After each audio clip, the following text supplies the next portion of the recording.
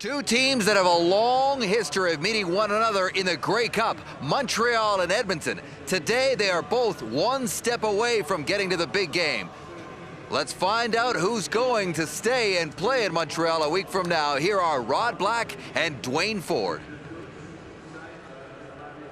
Inside Olympic Stadium, TSN, the exclusive broadcaster of the Canadian Football League, proud home of the Grey Cup to be played under this dome next week.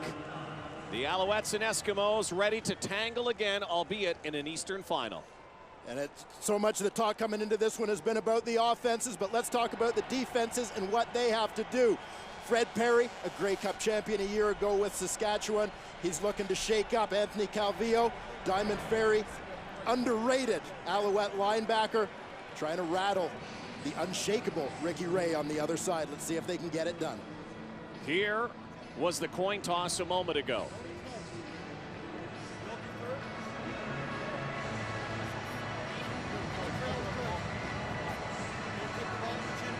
Well, no surprise there. The Edmonton Eskimos, however, deferred. Are you surprised based on what the Montreal Alouettes have done this season when Mark Trestman's team gets the football right away? No question about it. I'm surprised for that reason. Montreal wants the ball first. Montreal's dying to take the ball first because that's where they ram it down people's throats and set the tone for football games.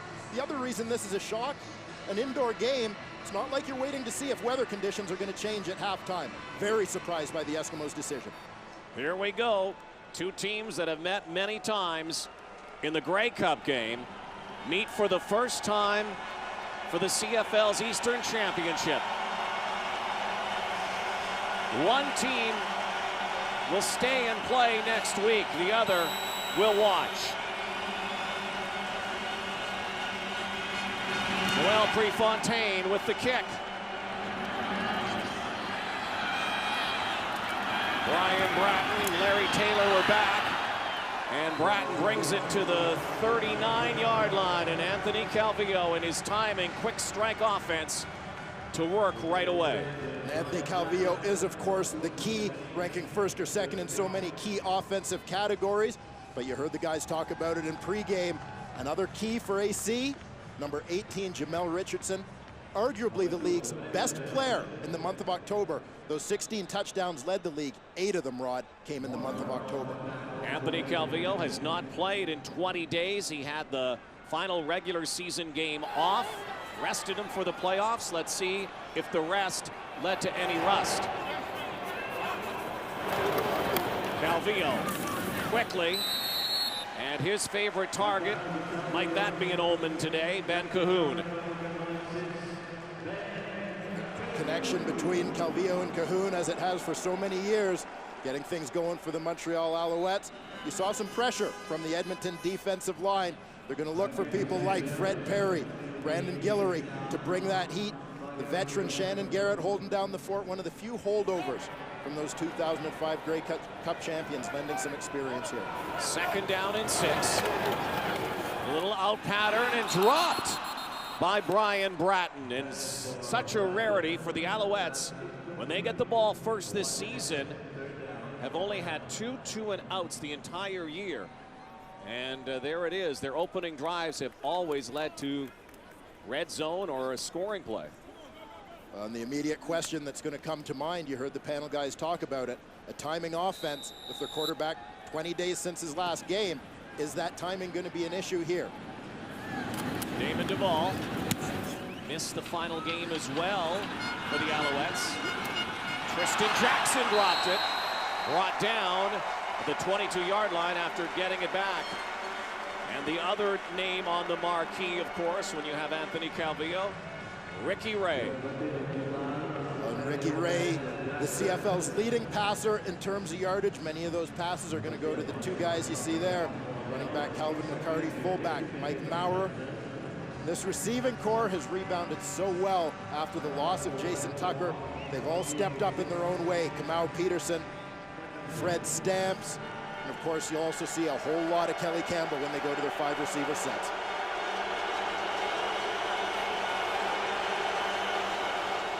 Play action to the far side of the field. Maurice Mann nowhere to go Only a yard pickup, perhaps. Swarming Montreal defense read that perfectly. And swarming, a great word to describe this group. This is what they do so well, is run and cover a lot of ground. Speed on the D-line, led by Karan Williams, who had 10 sacks this season. And what I think is the strength of this defense, their linebacking core. All of these guys were collegiate defensive backs. They can all move, all cover a lot of ground. Their goal today is to use that speed to throw off Ricky Ray's rhythm. 2nd and 8. Very loud here at Olympic Stadium. Ray downfield. Fred Stamps makes an outstanding catch for a first down. Fred Stamps, such a big key to this offense. He missed the last 4 games of the regular season. They feel he's the X factor here today because people have forgotten about him. He recognizes zone. Watch him sit in behind Diamond Ferry in front of Khalil Carter. Ricky Ray uses the touch to drop it in there perfectly. Stamps limping again, missed some time late in the season. Sarah Orleski is with us today on the sidelines. We'll get an update. Handoff, A.J. Harris right side.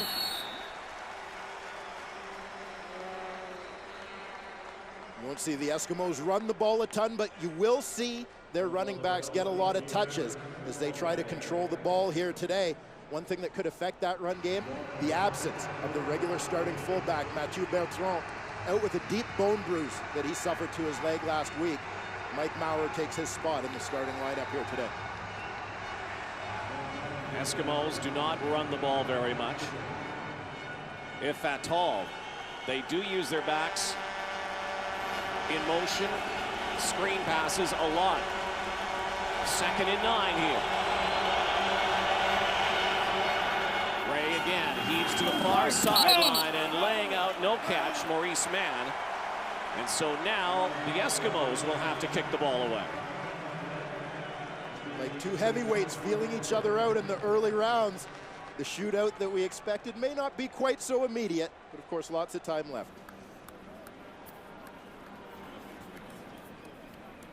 So much emphasis placed on the offenses this week. So much talk about AC, Anthony Calvillo, and Ricky Ray.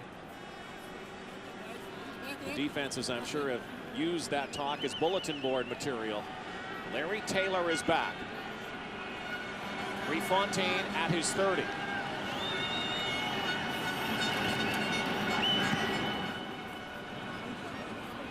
It's that left leg into it. Taylor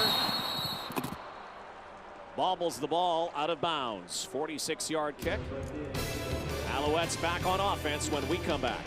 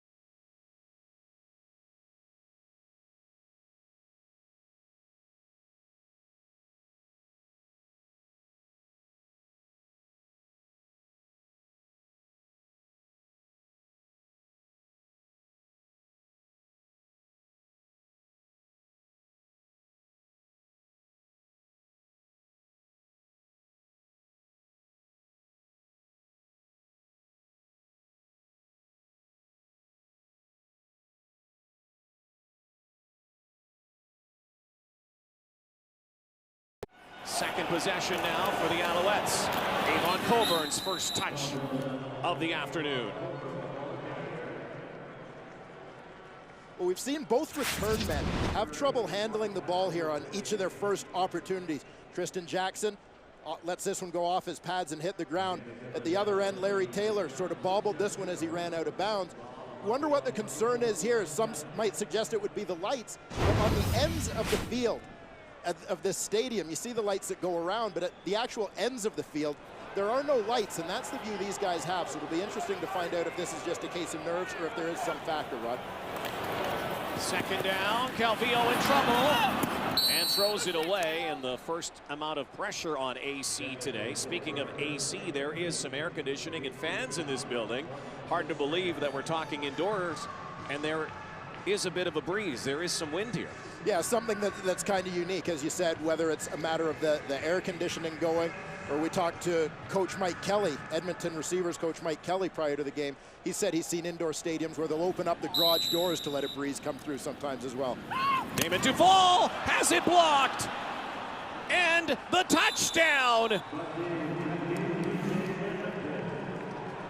Justin Cooper with the block and the biggest play early in this ball game for the touchdown. Former University of Manitoba All-Star Justin Cooper.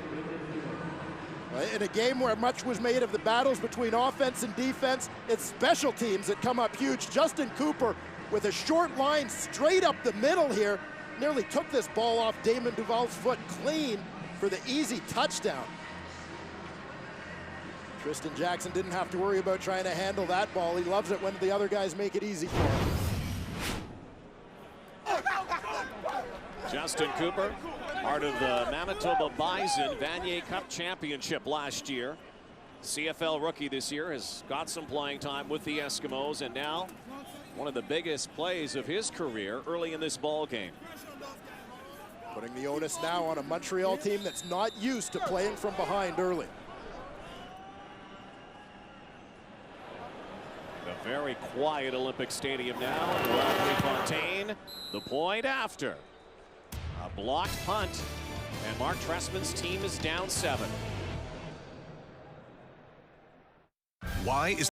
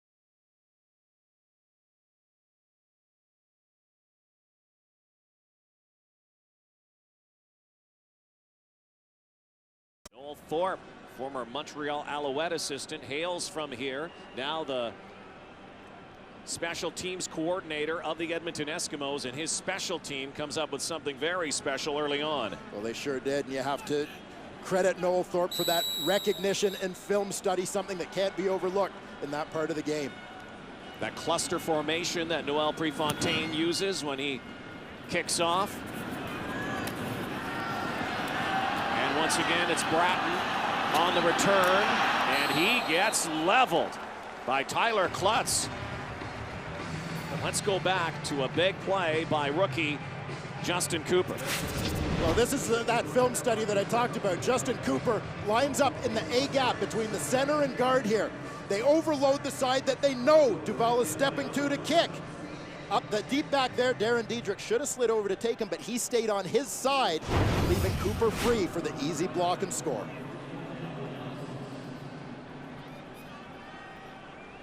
Now the Alouettes look to answer. Lots of motion. The handoff to Coburn, and right away in the backfield, Eric Taylor trips him up. The Alouette offense very flat to start this ball game. Well, they sure are, and you know this is something that the Edmonton Eskimos talked about coming into this football game, the need for them to set the tone against Montreal's offense rather than letting Montreal get it going. Big Eric Taylor, 300 pounds in the middle of that defense, showed some speed to track down Coburn from behind on that play.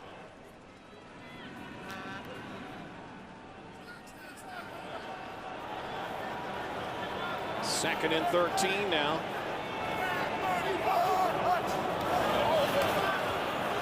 AC in the pocket. Penalty flag flies. Calvillo with a spin. Lunging forward, but we'll have to see what the penalty call is here. Brandon Guillory in on the tackle as Anthony Calvillo avoided a sack. Well, look from here like Fred Perry might have jumped early from his right defensive end spot.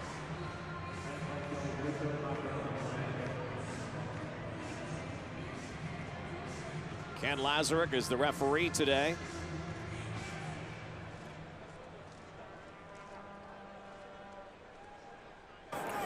Offside, Edmonton, number 41, 5-yard penalty, repeats second down.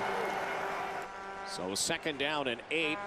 Calvillo did not make it to the first down marker, so they would have had to kick without that penalty. There's Fred Perry, who a year ago was helping the Saskatchewan Roughriders win the Grey Cup. Season of adversity in Edmonton. Broke his ankle early on. He's back. Big play last week. Calvillo. There's a first down to Coburn.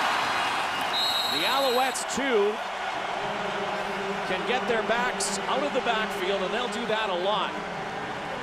With the skills offered by Avon Coburn, they'll even use their backs with a little more oomph, so to speak, than does Edmonton. Edmonton tends to run swing routes, screen plays, a lot of flat routes with their backs. Here you see Avon Coburn actually get out as a true receiver rather than releasing from the backfield and run that deeper out route. And that makes them even tougher to cover when they get matchups they like.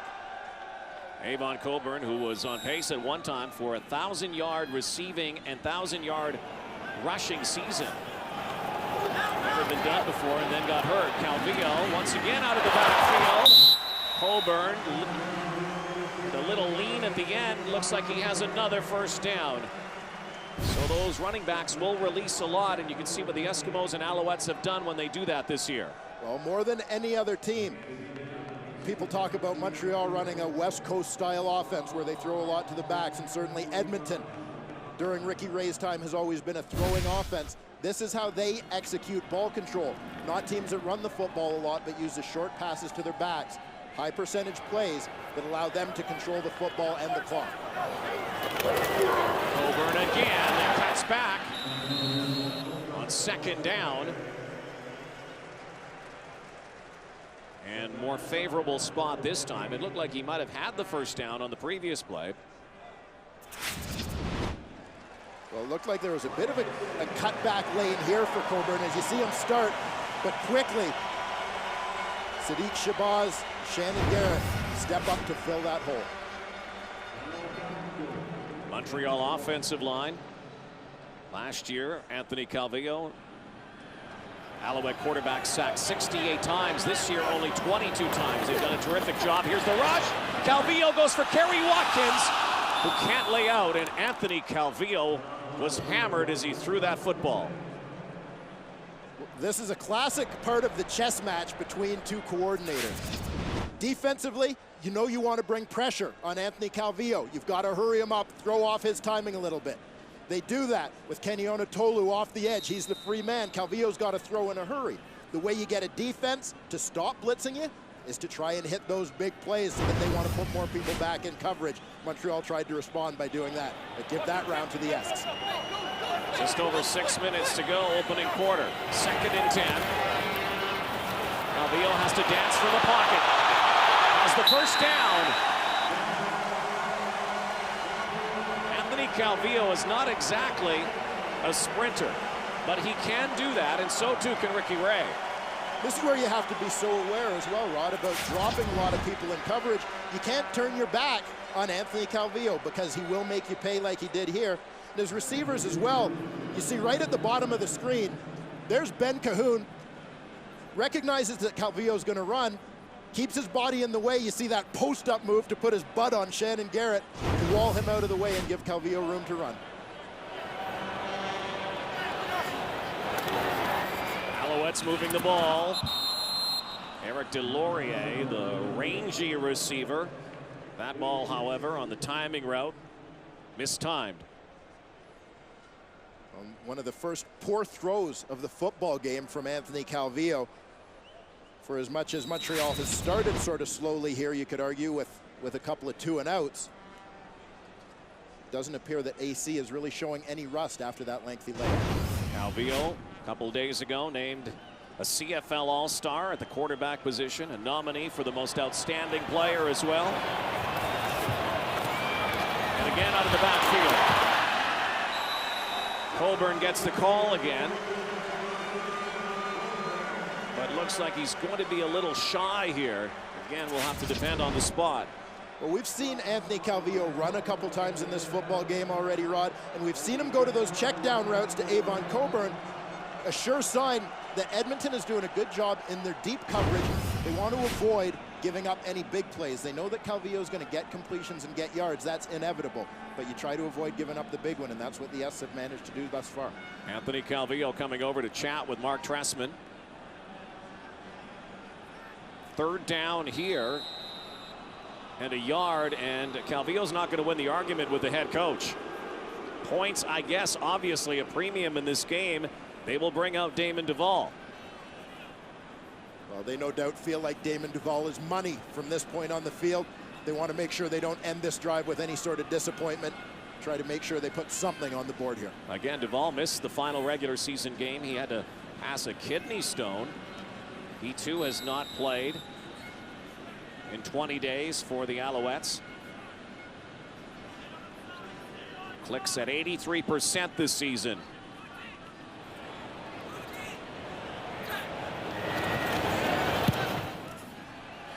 Kind of hooks it, but it goes through. And the Alouettes are on the board, down 7-3.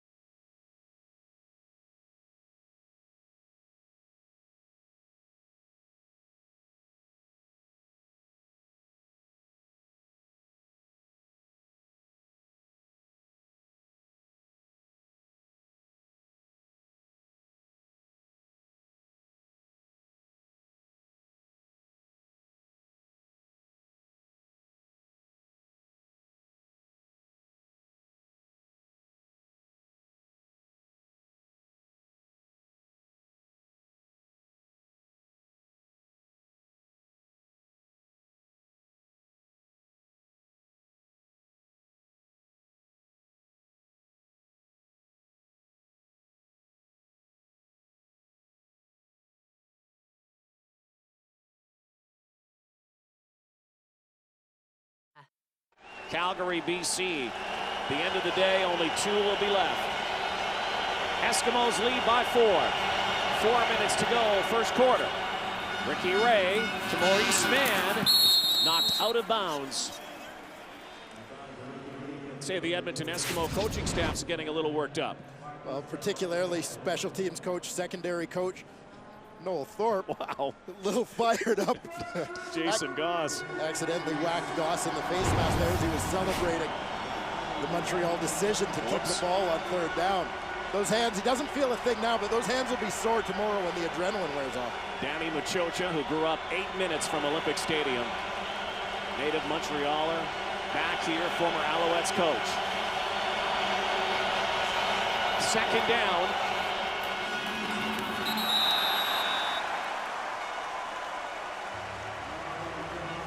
Well, Edmonton tried to create a little bit of a rub situation where they were running receivers through traffic, but Peterson, it looked like, was the intended target, and he was unable to get to the spot that Ricky Ray wanted him to in time. Once again, Eskimos, Noel Prefontaine. 14 playoff games now. 13 of them have come with the Toronto Argonauts. The win last week, Prefontaine's first playoff game as an Edmonton Eskimo. Big win for the Eskimos in Winnipeg. Chance for a Western team to win the East today. Big kick. Larry Taylor has it at his 5. Taylor. Some good positive yardage. It could have been a lot worse for the Alouettes. AC back when we come back.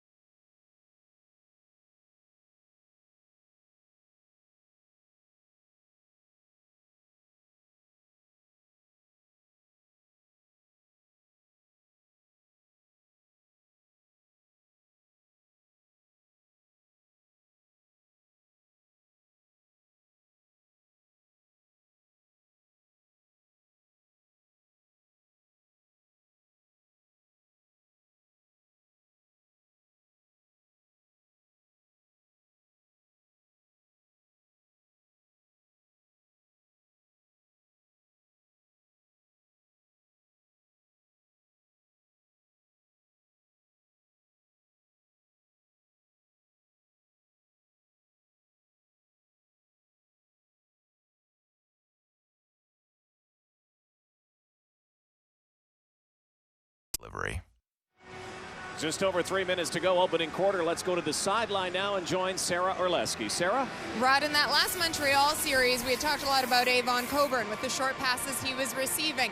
Well, he told me that he'd had trouble sleeping earlier this week because he was so nervous. You have to think he hasn't played in the last 3 Montreal games out with an ankle injury. In fact, he's missed 6 games this season. He is considered by many to be an X factor in this game. He said it's a role that he is relishing, considering coming into this season, he expected to be playing mainly special teams. So for this opportunity, he's extremely excited. So too is Brian Bratton after picking up close to a first down. Avon Coburn extremely excited. Thank you, Sarah. His coach has had to give him some breathing techniques this week to try to get him to sleep. Well, we've all seen all season how calm Mark Trestman is. So, of course, he was the guy Coburn went to. And he taught him you put one hand on your stomach, one hand on your chest, and listen to yourself breathe. Is that what you do? I fall asleep pretty easily Yeah, anyway. I just eat myself to sleep. There you go. Nonetheless, Coburn said it worked. He slept like a baby ever since. Play action, and oh, dangerous pass that time. Shannon Garrett in the vicinity and almost had it picked off. Well, knowing how quickly Anthony Calvillo likes to get rid of the football, Edmonton's doing a tremendous job getting pressure on him and forcing him to hurry throws. In this case, Fred Perry, the playoff monster. An option type play, read play. He stays right with the quarterback, plays it perfectly, gets upfield, and you saw the hurried throw almost led to an interception for Edmonton. It's one thing that Edmonton front line can do. They got big paws up there. They like to knock down a lot of passes, see how it plays out. Calvillo again, a little pump fake against the grain, and Van Cahoon could not haul it in. Lenny Williams providing the coverage. And the Owls will kick it away again. Last time they went to punt, remember, Damon Duvall had it blocked. Well, for Montreal, we're seeing Anthony Calvillo moving around in the pocket a lot more often than we're used to. Thus far, the result of that pressure that's flushing him from the pocket, just 5 for 11 for AC. This is a guy who completed almost 70% of his passes during the regular season. High snap, here's the rush again. And once again, Duvall almost had it blocked. Tristan Jackson sidesteps one tackle, has some running room. Jackson now to the 50, brought down at midfield. Well, what was almost a huge play with another block for Edmonton at one end ends up in a huge play at the other end for the S on the return. Usually when you bring pressure, you don't have many blockers getting back. But the Eskimos still did a good job getting bodies on. You see Jordan Younger, Jason Goss out leading the convoy. They give their offense a very short field to work with here. Tristan Jackson with a couple returns early in the season, flatlined a little bit in the midseason. But Jackson, an outstanding year. His first with the Eskimos. Mississippi missile. Minute 30 to go, opening quarter. From midfield, Ray, brought down. There is a whistle. Ricky Ray with a pump fake, and Ken Lazaruk is waving his hands furiously, and no one is paying attention. Ricky Ray definitely got his arm back, but you see John Bowman signaling to his sideline to throw the challenge flag. The question here is, did his arm start moving forward before he lost this one? John Bowman in on the play. What do you think? And there is a challenge flag. Well, that's a tough one from that angle. It looks like it was coming forward.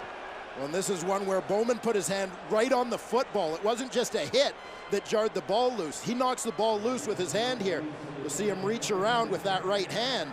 Right you are. He did hit the football. And it looked like almost simultaneously as Ricky Ray's arm was coming forward, Bowman gets it there. Yeah, I think this call is going to stand. It looked like Ray's arm just barely started moving forward. Montreal is challenging the play, saying it was a fumble and not an incomplete pass. Yeah, I think you may be right. Very close, though. So Ken Lazaruk will go under the hood and review this play.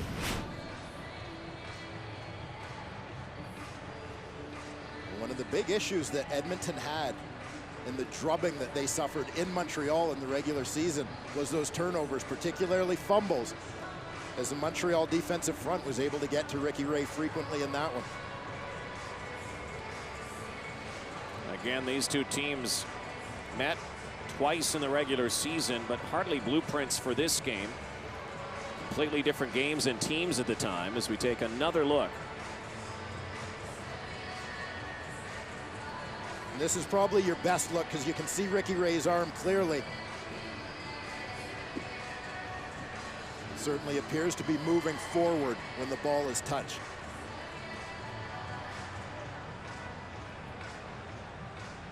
We'll point out again, as always, that for a call to be overturned, the evidence has to be conclusive.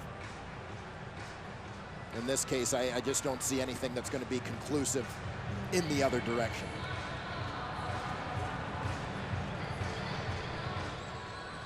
So here is the verdict now from the veteran.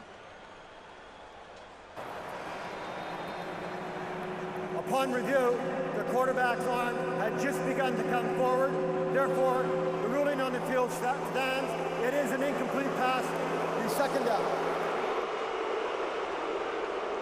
So it will be second down for Ricky Ray, who was lucky to avoid the sack and the turnover that time.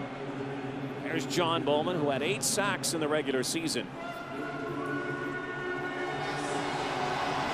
Two teams with a lot of similarities, offensively and defensively. A good matchup, expected to be a shootout. We haven't seen the offenses at their best yet.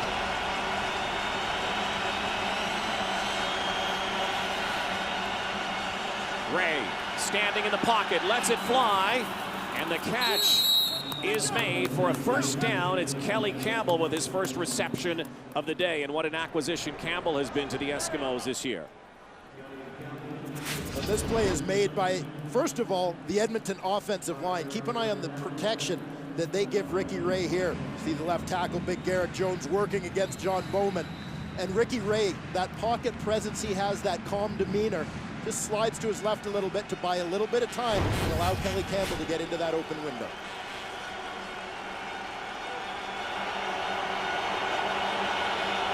Campbell averages about 22 yards a catch. Big play guy.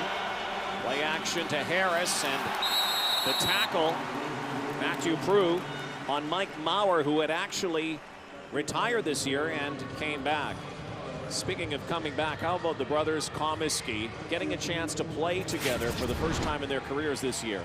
Yeah, and that means something to these guys on a whole different level. And here you see them pregame holding their helmets to the sky. This is a tribute to a younger brother, Patrick, who passed away from leukemia at the age of 9. And this is a tribute they've always done, but now this is the first year they're getting the opportunity to do that together, making it extra special. Comiskey's provide the blocking, but that pass is blocked. Jermaine McIlvaine. Final play of the opening quarter. A knockdown on a Ricky Ray toss. Defenses dominate so far. The Eskimos lead 7-3 after 1.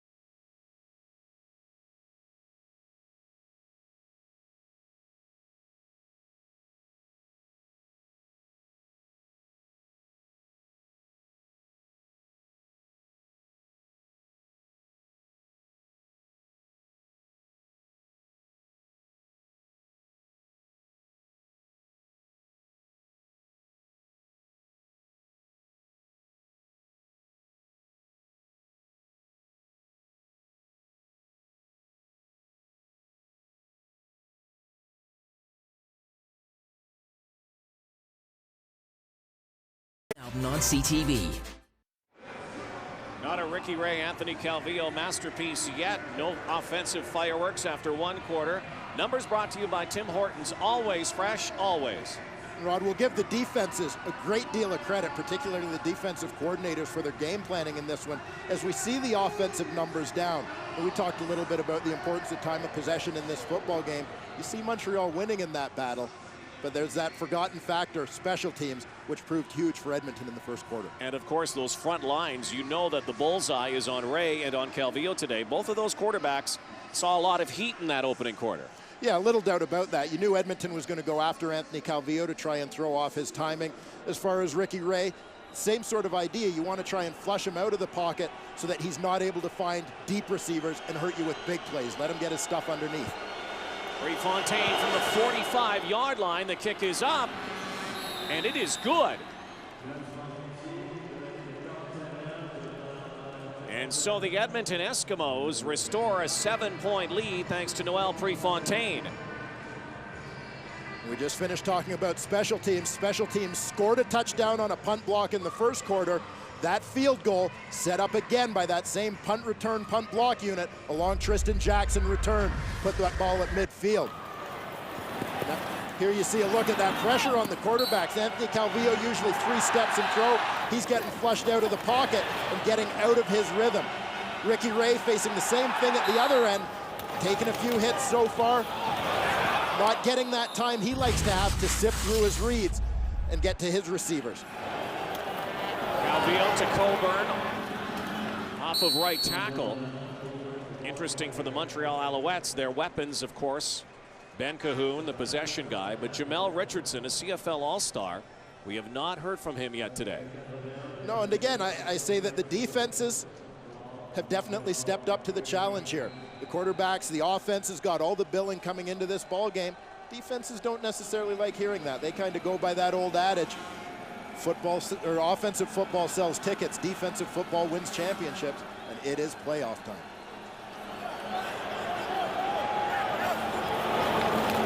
Six yards for the first down. Calvillo has to avoid the pressure. He's brought down by Fred Perry. Huge play last week for Fred Perry against Winnipeg, and another big one here in Montreal today. Well, Eskimos offensive lineman Dan Comiskey had a great quote about Fred Perry during the week. He said, Fred Perry come playoff time is a beast. They talked about him being in the right place at the right time and just making plays, getting it done. We saw it with a 31-yard interception return for a touchdown last week. We've seen him here today in the backfield frequently making life miserable for Anthony Calvillo. Duvall at his 15 again. This time he is hit, and there is no penalty flag. There is one in the middle of the field, however. A marker down. Tristan Jackson. Here he comes. And he is tripped up by Duvall. However, Damon Duvall was hit by Justin Cooper. There is a penalty marker down at the 38-yard line, and it is against the Eskimos, it looks like.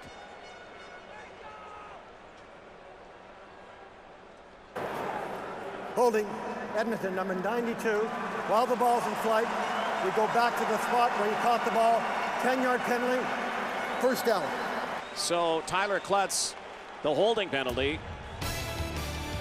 And we'll come back to Montreal.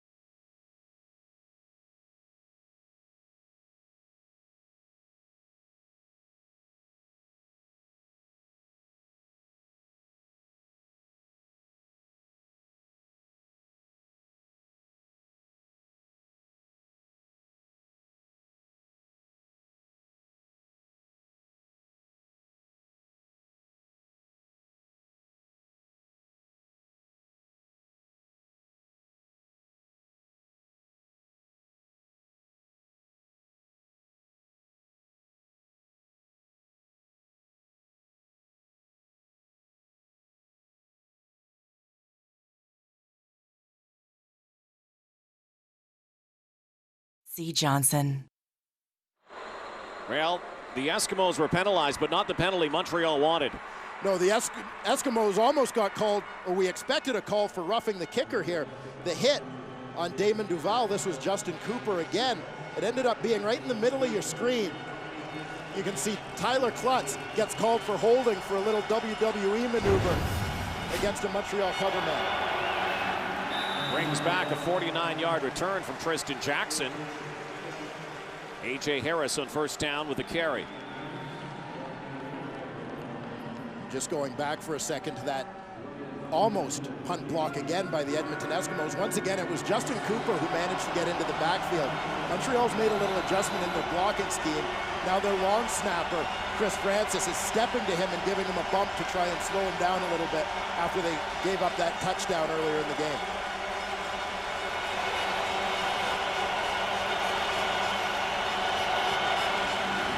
Second down and 9 for Ray. Looks over the middle, in trouble, lets it fly, and Kamal Peterson has the first down. And Kamal Peterson, last year a breakthrough year, another outstanding season for a guy who's nominated for the most outstanding Canadian award this year. And that's one of the matchups here today. Kamal Peterson, the West nominee for outstanding Canadian, facing off against Ben Cahoon, who's the East finalist. Kamal Peterson's a guy with some very good memories of big games in this building, having won a Grey Cup as a rookie with the Calgary Stampeders here back in 2001. Peterson's first catch of the day. Look at the yardage on the year. Lose the football again for Edmonton. Ray, heat again. Launches and caught once again and dropped by Khalil Carter is Kamal Peterson, who has turned into the big play guy for the Eskimos as well. And this was the one the Montreal Alouettes were trying to avoid. You knew Ricky Ray was going to get his completions underneath. You wanted to avoid the big ones. Here Kamal Peterson is the inside receiver in that three-man formation. Goes to the corner route. That hasn't been thrown out of the playbook in the absence of Jason Tucker. Peterson with a big catch. Nice adjustment to the football in the air here. Just unable to high step away from Carter at the end. Touchdown saving tackle from the Montreal DB. Born in the United States, grew up in Canada. Kamal Peterson. Into the red zone go the Eskimos.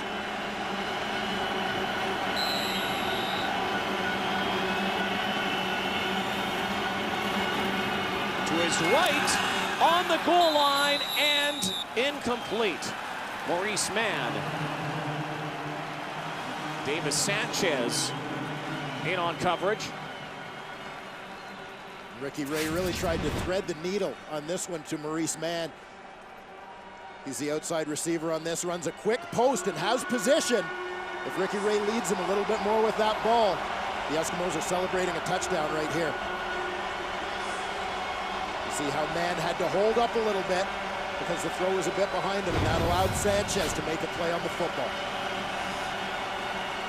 Sanchez inciting this crowd. Alouettes need a stop. Ray to the corner route. Andrew Nowacki can't bring it in. And once again, that will bring out the Eskimo kicker. Ricky Ray progressed through his reads on that play. He wanted to stay to the right-hand side. That's where his primary receivers were. Adjusted his focus to the left a little bit late. Looked like he rushed the throw a little bit as well, and it was a bit outside for Nowacki.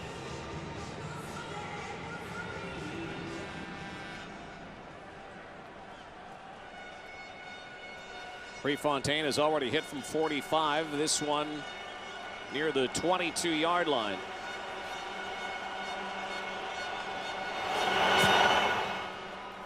Right down Main Street. And the Edmonton Eskimos have a 10-point advantage.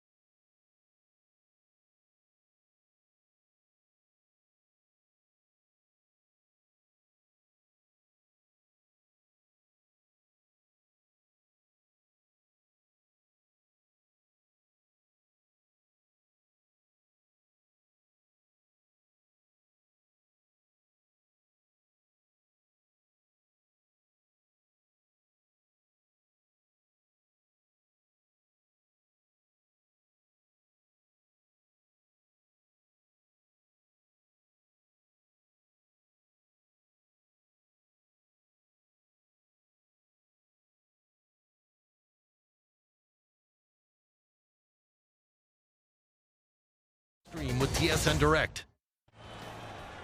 Team that was first in the East Division this year. The home team, the Montreal Alouettes, down 13-3.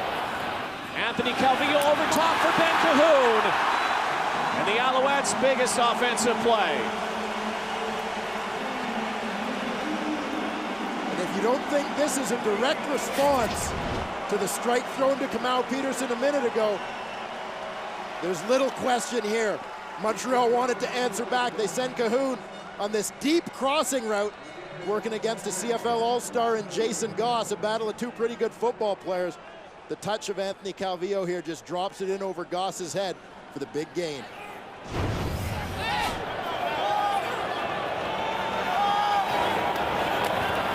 Calvillo backsteps, in trouble again, has to roll, fires, and a misfire. His first toss to Jamel Richardson, and it's an incomplete pass. You're seeing again Edmonton's defense flushing Anthony Calvillo out of the pocket, using their speed and using pressure to upset that three-step rhythm that we've seen from Calvillo all season long.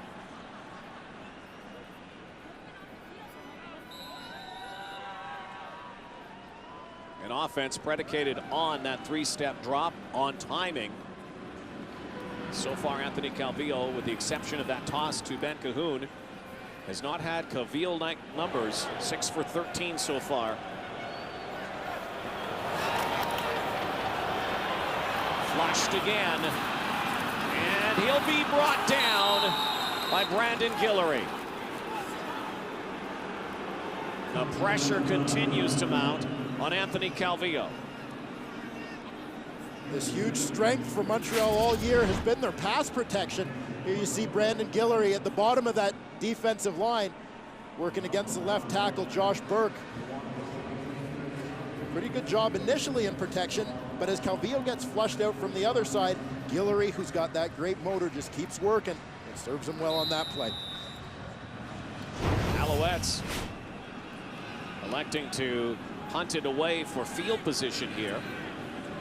Could have been about a 52-yard field goal, and a bobbled snap. Duvall, a line drive. And the Eskimos will scrimmage from near their 18 when we return to Montreal.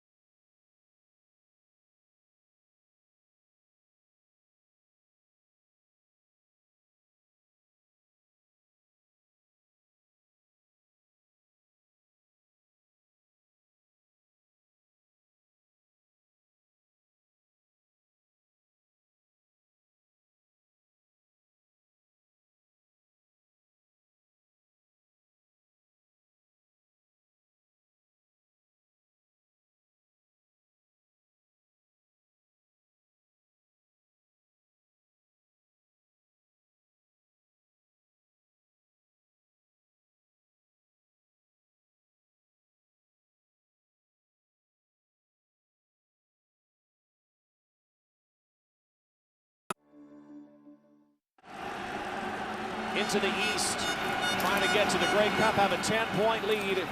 Second quarter, and buried is A.J. Harris. Anwar Stewart in on the tackle. Montreal front seven does a nice job on this play of flattening out the Eskimos offensive line. That means you don't let them get an upfield push. As a result, the running back A.J. Harris can't get going north-south either, and he's stopped right at the line of scrimmage.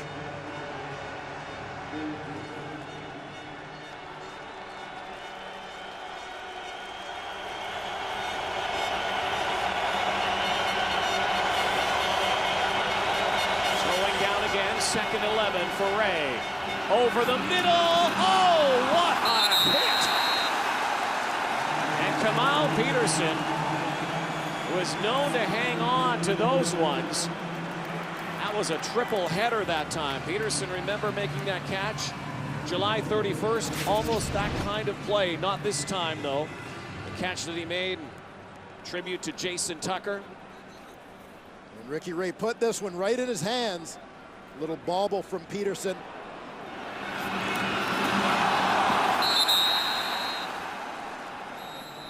Followed by the big hit. Diamond Ferry, no stranger to danger. He likes that physical play. Well, Prefontaine is back near his 4-yard line. Larry Taylor, and there is a penalty flag here. As they let the clock wind down, and it looks like the Eskimos are going to retreat a little bit. Don't be surprised.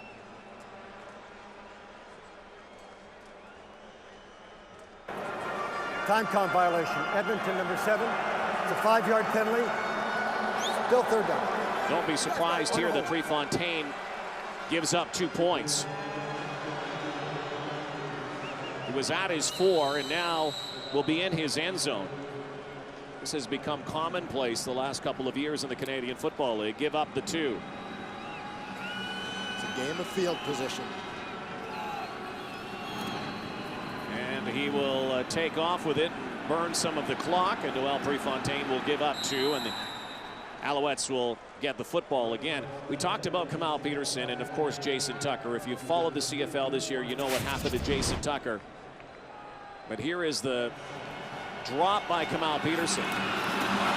But a week after Jason Tucker had his neck broken, Kamal Peterson galvanized his team and the crowd in Edmonton with that catch. This, to me, was the moment of the year in the Canadian Football League. Takes a huge lick from BC linebacker Otis Floyd, bounces right up, shows off Jason Tucker's number 83. You see him talking to Tuck right there on the sidelines. But it was, that Commonwealth Stadium crowd was just electric after that. And that was a play that turned that football game around. The Eskimos were trailing, kind of turned the whole emotion of the stadium and that team, turned it into a victory for Edmonton. Jason Tucker, who fractured his C6 and C7, has been wearing that brace, is here as an inspiration and helping out the receivers. Made maybe the catch of the year early in the season, Jason Tucker. And then unfortunately for him, his career ended a week before that Kamal Peterson catch in Hamilton.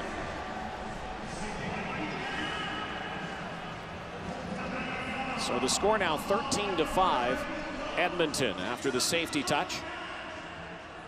You see Montreal today, the bottom, their first 6 possessions of the ball game, 4 punts, 1 block punt, a field goal, their only points.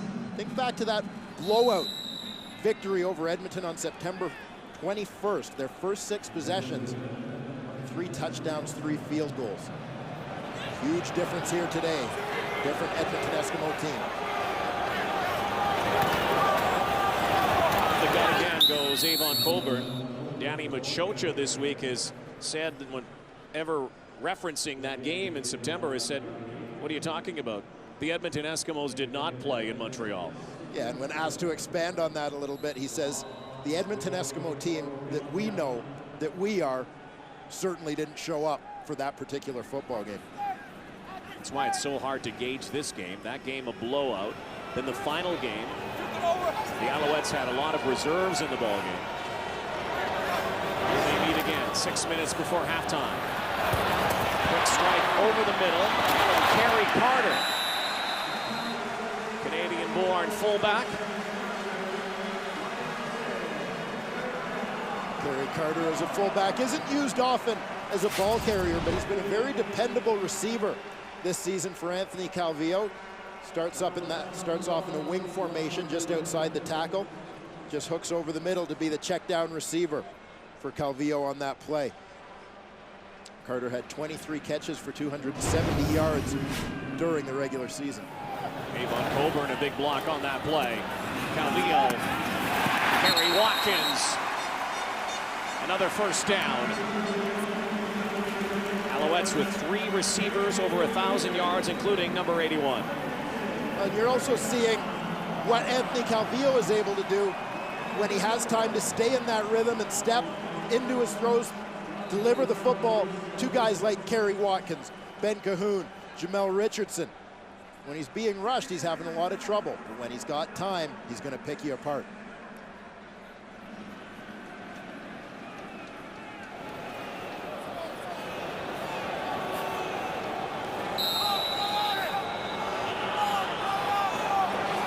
Watkins and Richardson in motion. First and 10. Handoff again to Avon Coburn. Last year, spent some time as a linebacker, if you can believe it. Was a backup predominantly to Jarrett Payton, utilized last year in the Montreal backfield. A special formation here from Montreal, lined up as a wide receiver. Number 67, offensive lineman Dave Mudge. They don't give him a whole lot of respect and coverage over there. I didn't see him running the hook and ladder or anything over there. Dave's going back to the sidelines and telling them he was open. Another second down play here. Protection. Cahoon has the first down. Brought down by Shannon Garrett. The toughness of Ben Cahoon is so underrated. His ability to run with the football after the catch. Just running a crossing route here, catches it. Jason Goss has a clean shot at him. Goes too high, a subtle little move with the hand by Cahoon to brush him off. Helps contribute to that missed tackle by Goss and allows Cahoon to pick up the first down. The East nominee for Most Outstanding Canadian, an award he has won twice, Ben Cahoon.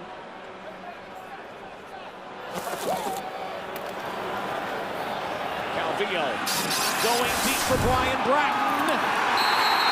Dropped it. Bratton gets up lobbying briefly for a pass interference call, but no such luck. There was a moment where he was open, but that ball was just overthrown a little bit. The free safety, Sadiq Shabazz, comes over to help out the corner, Jonte Buell, on the play. Crowd reacting. They're seeing that replay here and thinking that Jonte Buell may have interfered with Brian Bratton. Bratton had a clean shot at that football. The ball was just low and he was unable to adjust to it. Alouettes have to make a first down here, or it'll be up to Damon Duvall's leg again.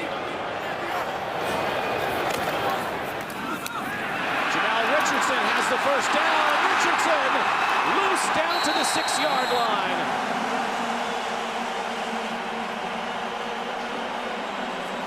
The guy who scored more touchdowns than anybody else in the Canadian Football League this season, former Rough Rider, Jamel Richardson.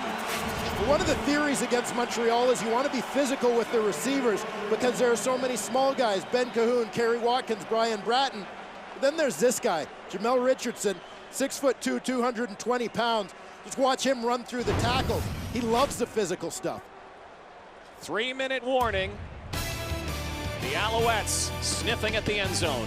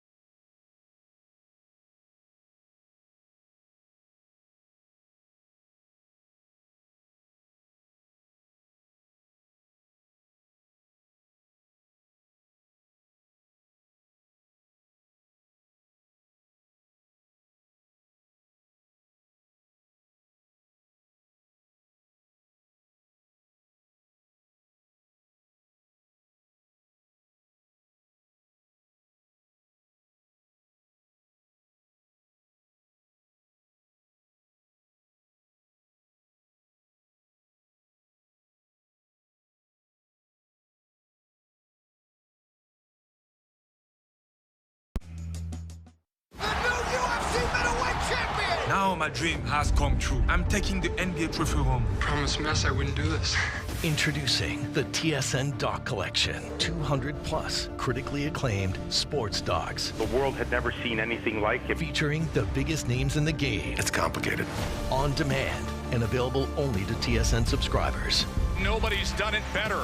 The TSN Doc Collection. Stream on tsn.ca, the TSN app, and on demand through your TV service provider. 3 minutes to go before halftime. Only one touchdown in this game, scored by a backup defensive lineman.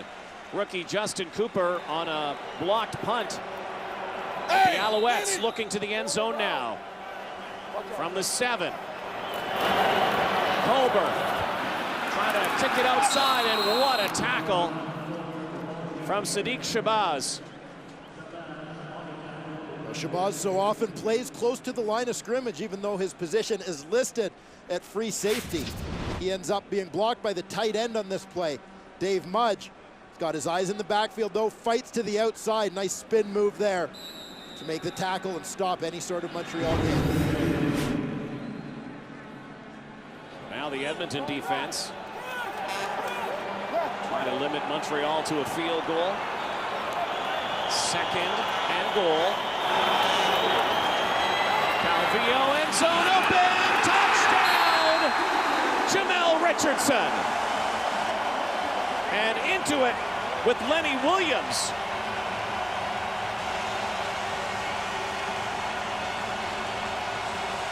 And the 13th man just woke up here in Montreal. Now you saw the touchdown, but this play is made by a block by the running back. Avon Coburn all the way across the formation to block the linebacker. Gives his quarterback Calvillo time to let this play develop to Jamel Richardson. Continues that his red hot play. 16 majors in the regular season. Not bad for a guy who had only 4 touchdowns through 3 seasons. Part-time in Saskatchewan. And the first offensive touchdown of this game. Anthony Calvillo, who threw for 43 touchdowns in the regular season. Now the Alouettes trail by a single point.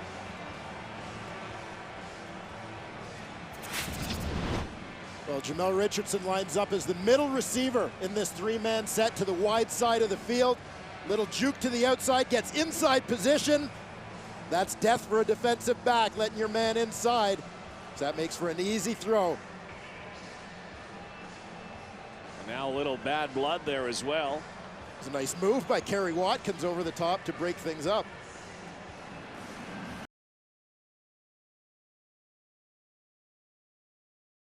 Years, but this year there was a lot of AC to Jamel Richardson and to Kerry Watkins as well.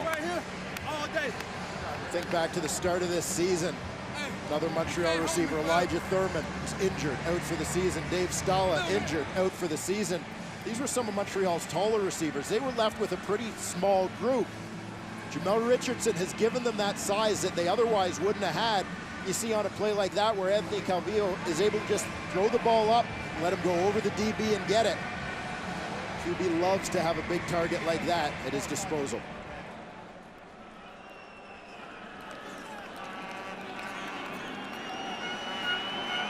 Working on the right calf of Anthony Calvillo. Looks like he's okay, though. Again, his first game since late October today. 2.5 to go before halftime.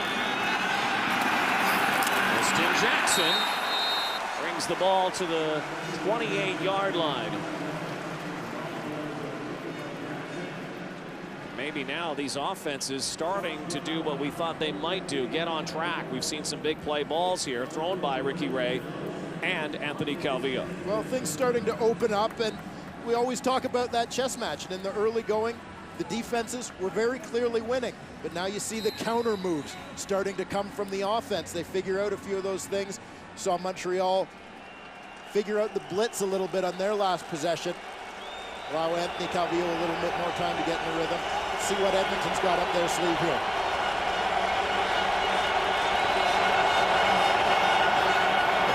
Ray in trouble, toppled. Anwar Stewart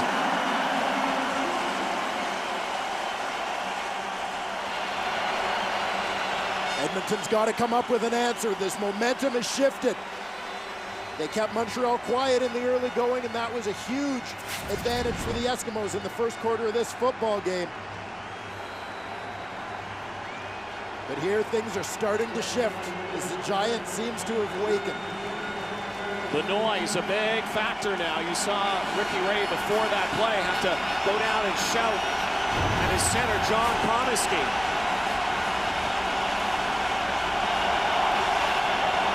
Ray stands in, and the first reception from running back Calvin McCarty and Diamond Ferry greets him. Montreal again showing evidence of their film work during the week, not allowing Edmonton's running backs room to get yards after the catch. Here you see Diamond Ferry is back in that zone, but as soon as McCarty catches the football, Ferry is there to come up on him and make a tackle. This is where Winnipeg had a whole lot of trouble with the Eskimos last week as the Edmonton running backs caught 11 passes that let them get yards after the catch. Montreal has been on them very quickly when they've caught balls here. Alouettes will get the ball back here. Just over a minute 40 to go. Prefontaine, a bit of a wobbler, will bounce in front of Larry Taylor. Should be a no yards call. There's the flag. There goes Taylor. Larry Taylor kicks it outside, and he will not be caught. Taylor will score. Touchdown!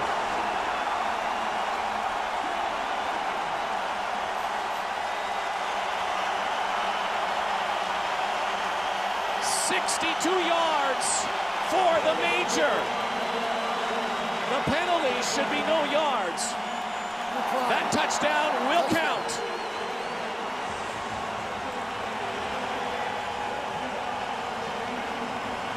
If the rust was a factor for the Montreal Alouettes early, it's all gone now. They're alive. First man down had a shot at Larry Taylor. After that, it was all over. Gets to the outside, and he is off to the races. The Alouettes really dormant in this first half until the last 3 minutes, have scored twice in a minute 7. And this place is starting to rock. Many times it's said in the punt return game, you want a returner who can make the first guy miss and then let the blockers look after the rest. This is exactly how Montreal does it. The long snapper, Taylor Inglis, unblocked, but he's out of control coming down the field. He doesn't get broken down. Larry Taylor with one quick juke makes him miss. Watch the blocks he picks up along the way. You see yellow helmets hitting the turf as Taylor goes in for 7.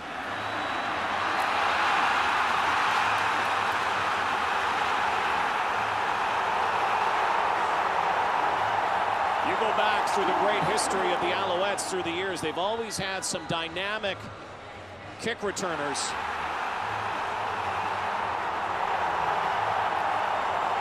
That's what we're talking about, says Anwar Stewart. Go back to the Johnny Rogers era, and then most recently, you know, Avon Coburn was returning for a while. Keith Stokes. You think about guys like Keith Stokes, Winston October. Over the years, Jim Popp has had a knack for finding all sorts of these guys. Ezra Landry. And Larry Taylor was not doing what he was doing late in the season, early in this season, and then suddenly September took one back, and he has joined the club with all those great Montreal returners. And his second touchdown of 2008 on a return, and a key one. You think early in the season, this is a guy who was sitting out. He wasn't dressing for games. Jason Armstead was Montreal's primary returner. Ironically, Armstead had the big punt return last week for a touchdown against Edmonton. His former understudy comes up with one here today against the Eskimos. 19-13 Alouettes. Tristan Jackson will try to do the same.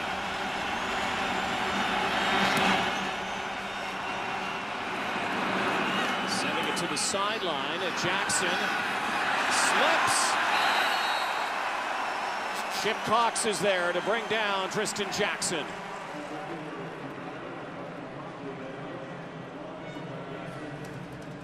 Nice placement on the kickoff from Damon Duval to get it close to the sidelines because it limits what Edmonton can do in the return game.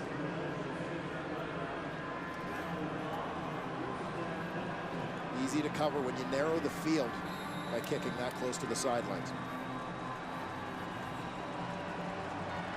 Minute 19 for Ricky Ray to work with here. Couple of first down strikes. He might be able to get his team to the end zone too. Kelly Campbell in motion. Ray out of the backfield for Maurice Mann. And gets half the first down yardage and more pressure again on Ricky Ray. Well, you're seeing Ricky Ray is unable to step into his throws because Montreal is collapsing the pocket. They're getting a push upfield, pushing the Eskimo offensive lineman right back into Ricky Ray's face. You see he's got his own guys' yellow helmets blocking his line of vision. Makes it real tough to throw the football down the field. Eskimos have to get a first down here or Montreal could see the football again before halftime. Ray in trouble again, lets it fly, and Peterson can't one-hand it. 50 seconds to go before halftime, and yes, Noel Prefontaine will have to come out again. And you're just seeing all three phases of this Montreal football team feeding off each other now. That offense got going with a nice drive. You saw the special teams with some enthusiasm on that punt return touchdown. Now here you see the defense playing with all kinds of energy and intensity, getting after the Edmonton Eskimos in a big way.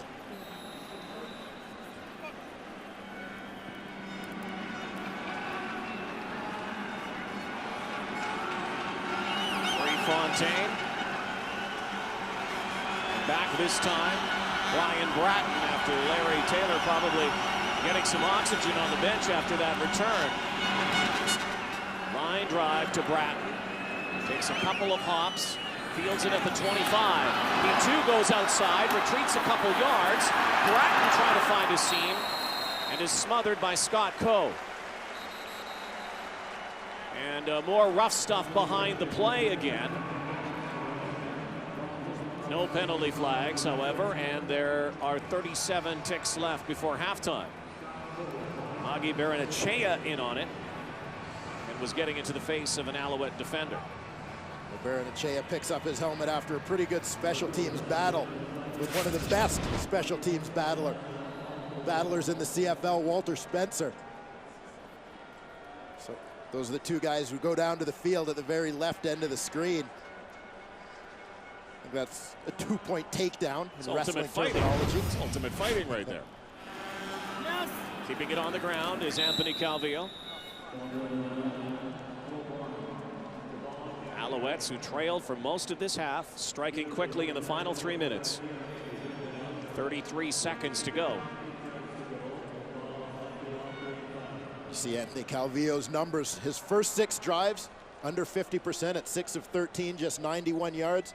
The last drive where he suddenly seemed to catch fire and his O-line gave him time. 5 of 6 for 69 yards. The drive culminates in a touchdown. It was the first drive all game where we didn't talk about how Edmonton was getting pressure on Calvillo. He was throwing from the pocket rather than throwing the football on the run. Danny Machocha chomping on the gum, doesn't look that concerned. And keeping it on the ground, Coburn will move the yardsticks, it looks like. Very curious after watching Montreal come out on this possession and go with back-to-back run plays, which this team virtually never does, to see if they're just going to be content to run the clock out here in the first half, or if they're trying to lull the Eskimos to sleep for one big strike. How's that first half scoring? The opposite of what we usually see from Montreal. Usually it's the big points early and then quiet in the second quarter.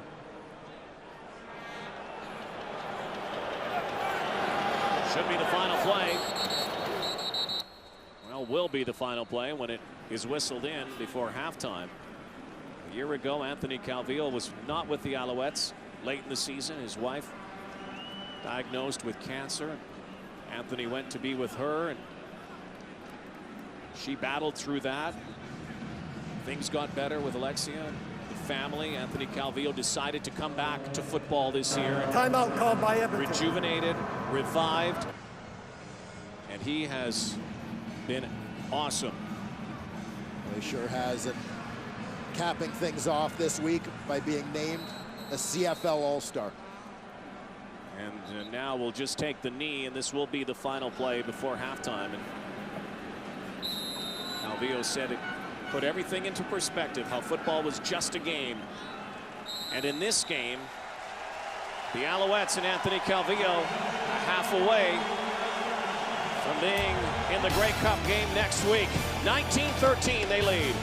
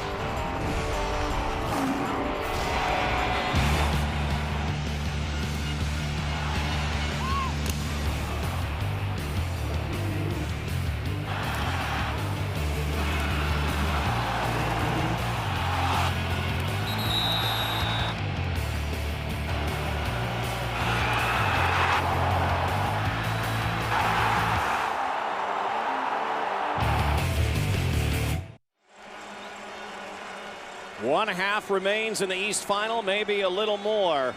Montreal Alouettes ahead 19-13 after trailing 13-3, and everything turned around for them after a holding call and a Tristan Jackson return. Eskimos took a safety after that, and then the Alouettes scored twice on touchdowns. Their offense kicking it into gear. It just seemed to be a matter of time for both these offenses to get going. Now they've had a chance to get in at halftime, catch their breath, and make some adjustments. For Montreal, be prepared with the screen and draw. And I say be prepared because the offense, the passing game went well for them at the end, but you got to figure Edmonton's going to find different ways to bring pressure. They need to counter that.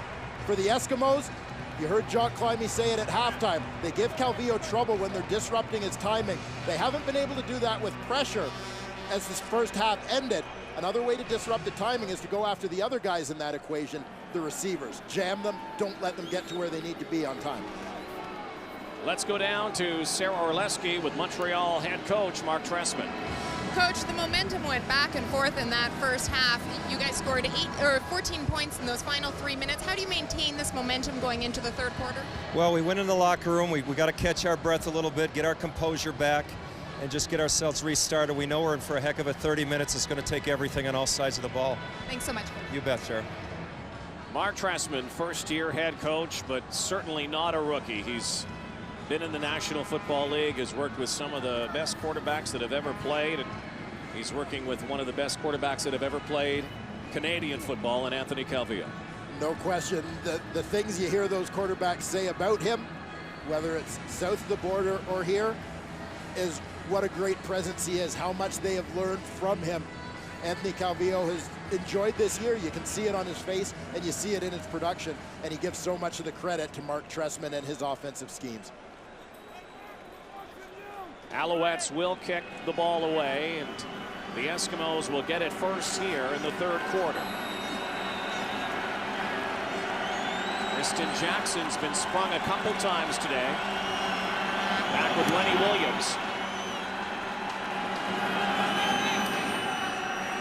Looking for the wall, and now a seam. Jackson into the pile at the 35-yard line, and Ricky Ray needs to get his offense going. And you heard Jock Climby talk about it as we take a look at the numbers. Very similar numbers between both quarterbacks. Might we see a little more Calvin McCarty and A.J. Harris out of the backfield with Ricky Ray in the second half? Well, the test for Ricky Ray in this Eskimo offense is going to be if they're able to get any yards getting the ball to those guys. If you notice, the times when they went to their backs in the first half, tacklers were on them very quickly. It wasn't the yards after the catch like they were able to get last week. Montreal was far more prepared for that than Winnipeg was. Quick hitter to Kamal Peterson. Peterson, initial contact from Matthew Prue, and then Khalil Carter with the tackle. By contrast, Matt Dunnigan made the suggestion at halftime, work against those inside defensive backs, the halfbacks, meaning get the ball to the slots, and particularly Kamal Peterson. We saw Peterson catch that big corner route early, working against Khalil Carter. Perhaps he'll try and go after that matchup again. There's Chip Cox, one of the outstanding defensive backs. He's on top of Fred Stamps right now. Ray going deep now for Kelly Campbell, and he can't haul it in. Eskimos saw something there and were almost able to exploit it. Well, again, it was a coverage matchup that they liked. The linebacker, T.J. Hill, is the man who ends up in coverage against Kelly Campbell, the Eskimos' fastest receiver, and Campbell uses his motion so well to hit that line at full speed. He beats Hill cleanly, but the ball just past his outstretched arms. Otherwise, Kelly Campbell might score on that play. This guy's been like the human TSN turning point for most of the games the Edmonton Eskimos have played. Very quick Kelly Campbell. Don't be surprised if he makes another big gainer in this game. Fontaine.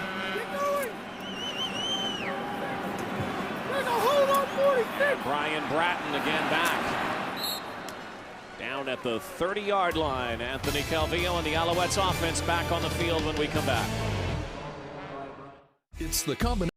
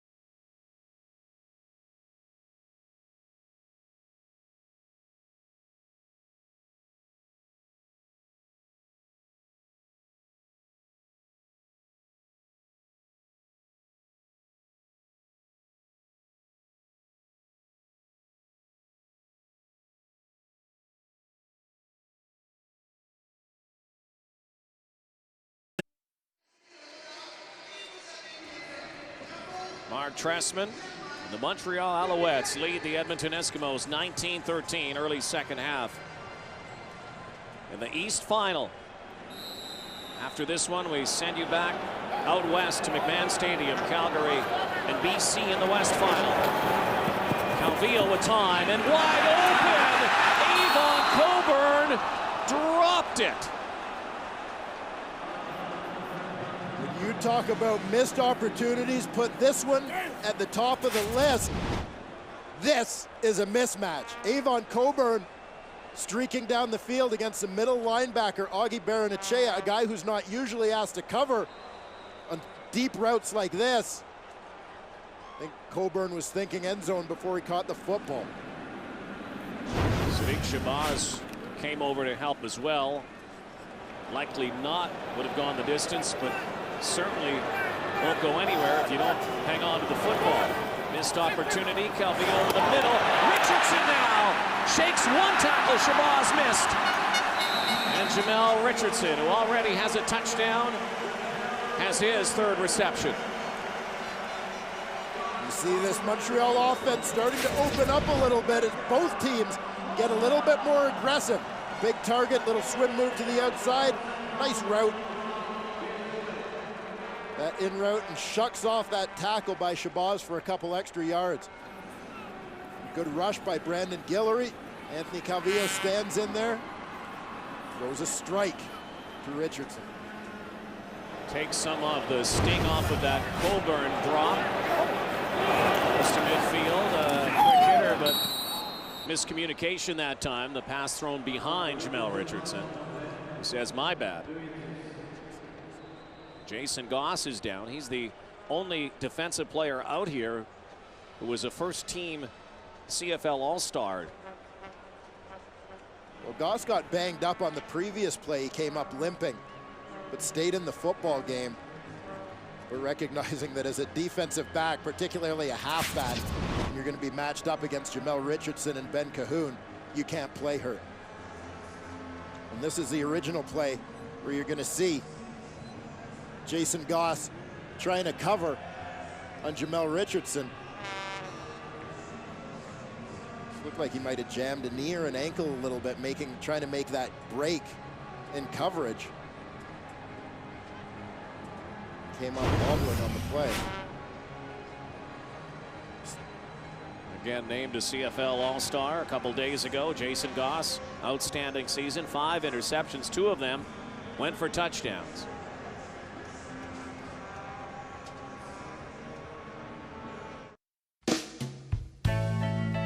Sometimes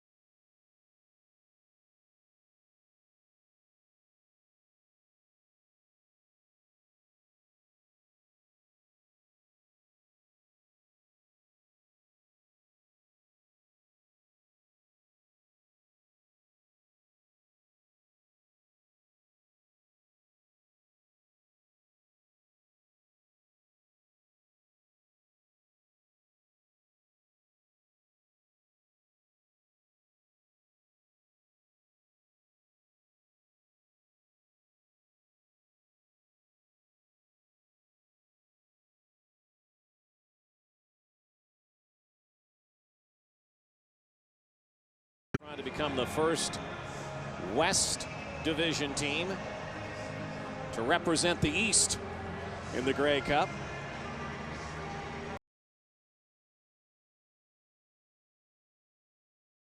Looked like maybe even from one of his own players, yeah. We saw Sadiq Shabazz's helmet roll on that right ankle of Jason Goss. So there is this Eskimo chance for them to get there as a Western Division team. There's also this host jinx, if you want to call it that, the curse of the host team. Only 8 times in the last 55 years.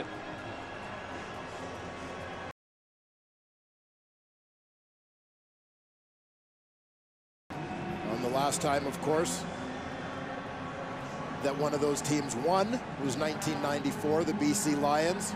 Louis Pasaglia with the winning field goal against Baltimore.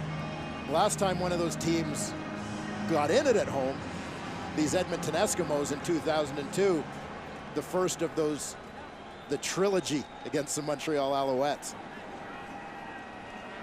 So Goss limps off. The Alouettes quickly to the line of scrimmage. A 6-point lead here. Second down, 10 yards to go. Calvillo fires, a penalty mark on the far side of the field. Tiptoeing out of bounds is Kerry Watkins. This ends up being a free play for the Montreal Alouettes, as again, Fred Perry appeared to be the man who jumped early for Edmonton. Suspect Anthony Calvillo's mixing up his cadence down there. Offside, Edmonton, number 41. That penalty's declined. First down. And this is one of those techniques that Calvillo can use to try and slow down that rush a bit, as if Edmonton's defense starts thinking he's always going to snap the ball on one, and they anticipate that a little bit. If Anthony Calvillo starts changing and going on 2 or 3, then he gets those guys to go offside. Richardson to the left of Calvillo. Pump fake over the middle and dropped by Watkins. That had 6 written all over it. That's twice now. You're only going to get so many opportunities in the course of a football game to take those home run shots. Try to suck the defense up with some underneath plays. You got to capitalize on these. These have been 2 perfect throws by Calvillo on this drive that have been dropped by his receivers. And a normally dependable group. Saw Avon Coburn with that one earlier.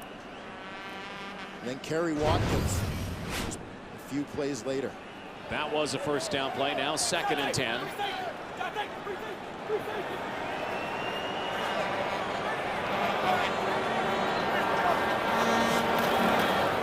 Calvillo now flushed out of the pocket, decides to take it himself. Will have the first down and more.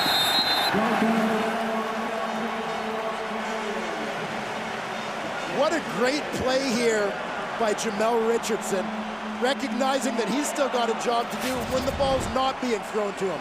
As Anthony Calvillo takes off, you'll see Richardson turn and get on his man, Tristan Jackson. By doing that, he allows Calvillo to pick up the first down and also saves his quarterback from having to slide or risk taking a hit. Great heads-up play by Richardson as a receiver.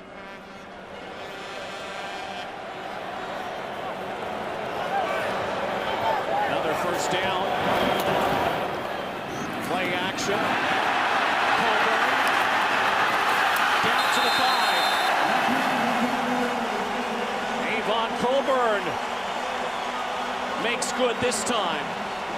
You know, he's going to think about sure-handing the football the rest of the way. Well, he's not going to let any more opportunities slip away. Montreal goes play action here. After Coburn goes through with the run fake, it seems like the Edmonton defenders forget about him a little bit as they start thinking, oh, we've got to cover the pass. And Coburn slips out for that pass and was clearly the primary receiver on that play, an easy completion for Calvillo. Spread formation again. 1st and goal. Calvillo. Corner route for Bratton. There is an interference call. Tristan Jackson, the guilty party. Tristan Jackson, usually just a return man, forced to play out on the corner because of that injury to Jason Goss. Forward pass creates a little shuffle in the secondary. 38 in the end zone. That's an automatic first down at the 1 yard line. Interference. Jackson never turned around on this football. You see his numbers the whole way here. He gets into the hand fight with Bratton as he recognizes that the football's on its way. So now 1st and goal from the 1, and Anthony Calvillo, as he often does on these plays, goes to the sideline. Backup quarterback, 3rd string, Adrian McPherson comes in.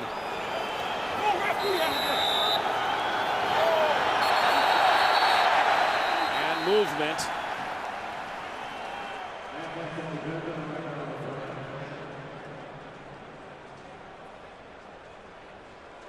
This is against Montreal. Anthony Calvillo could be right back in this game. Offside. Edmonton, number 93. Remains first down. Against Edmonton, we saw Eric Wilson, offensive lineman, in the backfield. See Fred Perry, number 41. Right away, turned to Clinton Wayne, question what he's looking at. He's right in front of the ball. He shouldn't go off. McPherson plunges forward for the touchdown.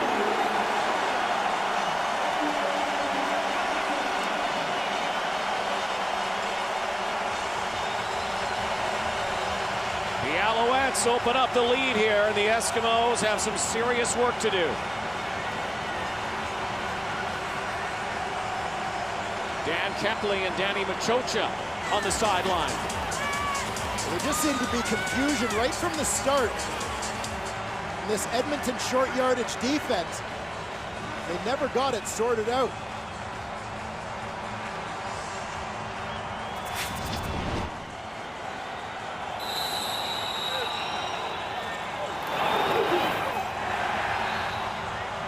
I don't know if the crowd noise is such a factor.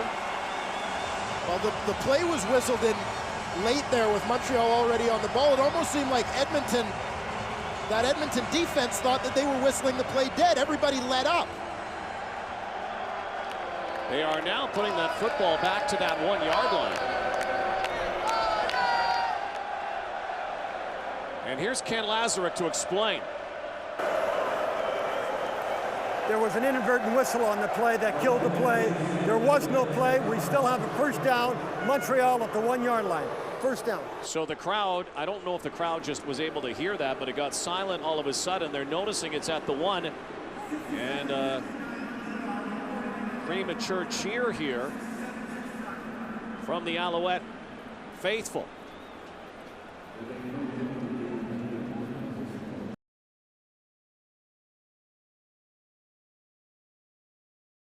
If anything, this is just going to cost Edmonton some time. Clarkson again, and there is no signal. So now it will be second down. Let's see if that inadvertent whistle helps the Eskimos here. Notice the Montreal jerseys don't really make it across that line of scrimmage. See Dario Romero come underneath the pile, take the legs out of the offensive linemen so they can't drive any further. Allow the linebackers to then come up and make tackle on McPherson. Eskimos need a goal line stand here now, second and goal. This time the handoff to Coburn, and he scores.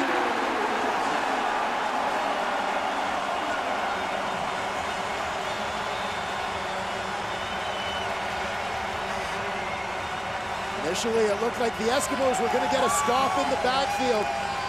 Quick little step to the inside by Avon Coburn.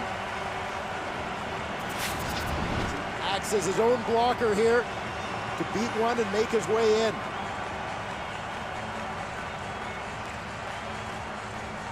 Good push off the edge there from Brandon Guillory is what forced Coburn to dance to the inside. A crazy drive in many ways. Coburn drops, Watkins drop. Coburn makes a big play down to the 5. Inadvertent whistle, and then Coburn scores. The big thing is, which works against the Eskimos, it ate up almost 5 minutes on the clock. Coburn scores. The Alouettes lead. Do you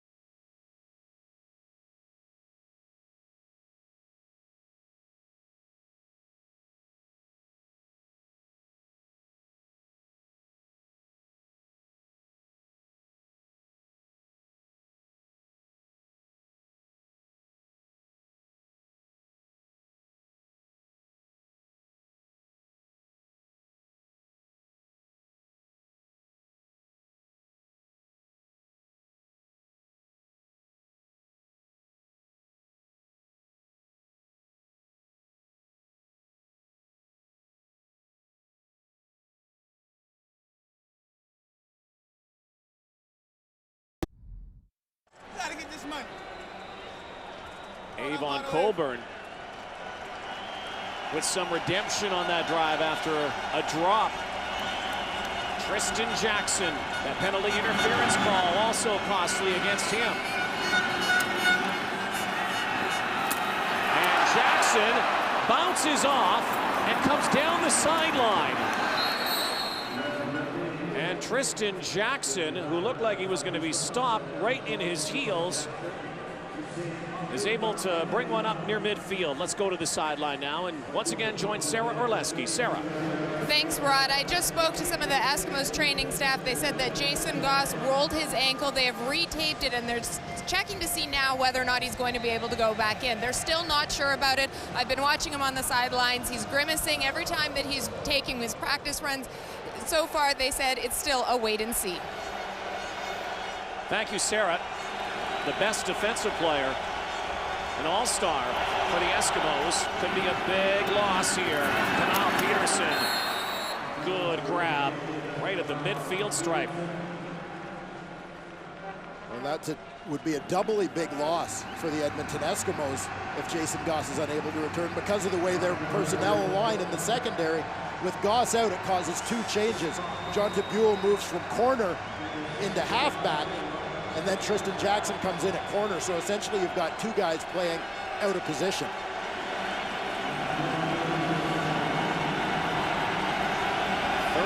Point Montreal lead. Here's the rush, and Ricky Ray is flattened just as he let it go. The Alouette D-line right now putting a lot of heat on Ricky Ray. Well, they sure are, and the Edmonton Eskimos need to start looking at some different strategies to deal with this pass rush. John Bowman goes low, Karan Williams goes high. Ricky Ray takes a heck of a shot here. But Edmonton need to be patient. 13-point ball game with a quarter and a half to go. They don't need to get it back all at once. There's lots of time to get 2 touchdowns here in this football game. You can use your screens and use your draws, use some things that are going to slow down that pass rush a little bit. Well, Fontaine again. To return this time is Larry Taylor, who has taken one back. One of the key plays in the game so far. The Edmonton offense has yet to find the end zone, though. Montreal leads 26-13 in the East Final.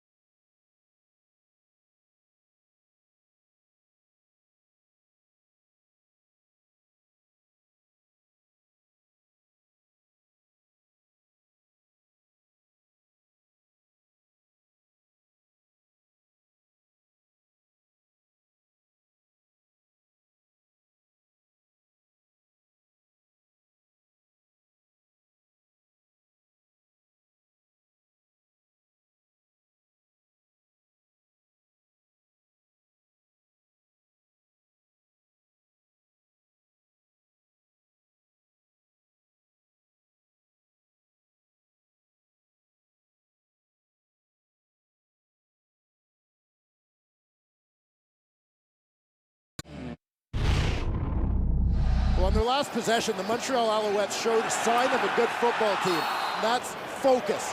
Even though things went wrong, 2 dropped passes where receivers were wide open for big gains.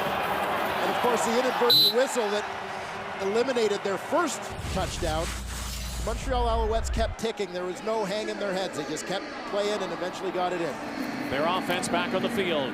Calvillo again out of trouble down the sideline, but overthrows his target, Kerry Watkins. It's been a while since we've seen a hurried throw from Anthony Calvillo. Part of that reason, the play by the running back, Avon Coburn. You see him in the backfield to the right of Anthony Calvillo. Done a tremendous job. Watch the safety blitz from Sadiq Shabazz. The recognition by Coburn to step up and get him at the line of scrimmage rather than being right in Calvillo's face to get him. Perfect technique. Alouettes really using the clock to their advantage. Calvillo looks right, goes left. And Cahoon bursting forward, but it looks like he just might be a bit shy depending on the spot here. Will be third down and short yardage, but Mark Trestman will send Damon Duvall out. Well, you saw just a moment ago the protection by Avon Coburn. This is what he does so well, game in, game out, and he's been doing it here today. It's been a big part of Montreal being allowed to throw the football. You notice as Coburn's getting it done in protection, how Calvillo always has time. One of the keys. Everybody talks about how he could have been a 1,000-yard rusher and receiver. It's more than just that. He covers all dimensions as a back. Towering kick from Damon Duvall sends Jackson back near his 20. Christian Jackson shakes one and another, trying to get some blocks on the wall. Stopped at the 25-yard line. 62-yard kick from Duvall, only a 5-yard return. Coming up, the West Final. Chris Cuthbert, Glenn Suter standing by. The Lions and the Stampeders. Buck Pierce, Henry Burris, the quarterback matchup coming up right after this game. Day began with 4 teams in the hunt for the Grey Cup. 2 will remain tonight.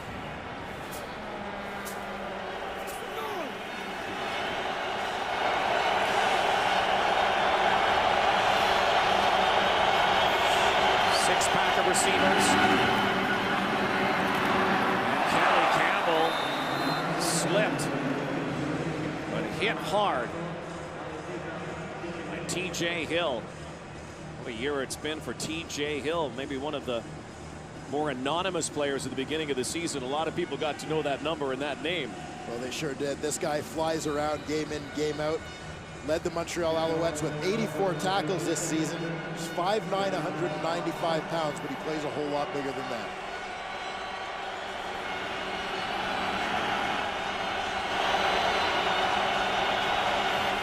It's down though, Ray hanging in, look out!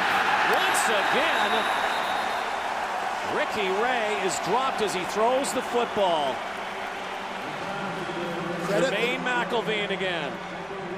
Credit the Montreal secondary for that one. All the receivers are covered here. Ray hangs in as long as he can and is finally about to step up to throw.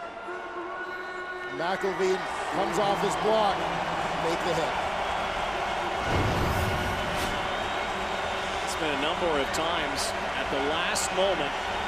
Big Mick came out to get Ricky Ray. Now second, 10 yards to go. 4.5 to go in the third quarter. Out pattern, dangerous toss. Davis Sanchez. Blanket coverage on Maurice Mann. You hit the nail on the head, Rod, with, you said, dangerous throw. That short, wide side out. Looked like Ricky Ray floated that one a little bit as well. Davis Sanchez almost able to come in for an interception. Ricky Ray and Anthony Calvillo have played in a lot of big games, Grey Cup games. 3, as a matter of fact, against each other. Ray has 1 up on Calvillo, 2 cups to 1. Today, Anthony Calvillo trying to take his team to the Grey Cup. Taylor back again, builds it at the 24. Larry Taylor. Davis Sanchez. The Montreal Alouettes loving it right now. 13-point lead.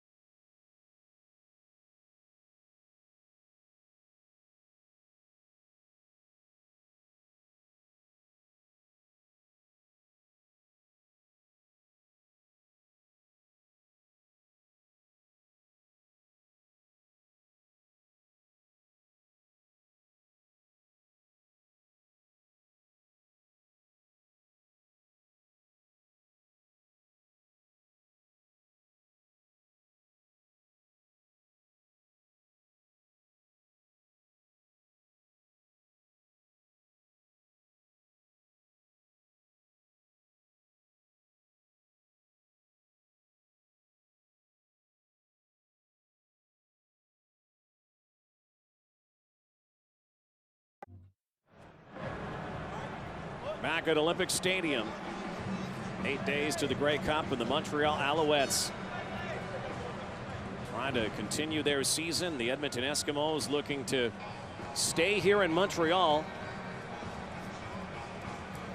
The Edmonton Eskimos, at least some of the veterans, Ricky Ray among them, have long memories and remember back to 2002, the Grey Cup in Edmonton. The Montreal Alouettes denied them an opportunity to win at home. The Eskimos wouldn't mind returning that favor here. Still is lots of time, even though it appears the Alouettes have the momentum, which swung their way late in the second quarter. Under 4 minutes left in the third. Coburn handles the nail again, tucks it. Avon Coburn, the X factor.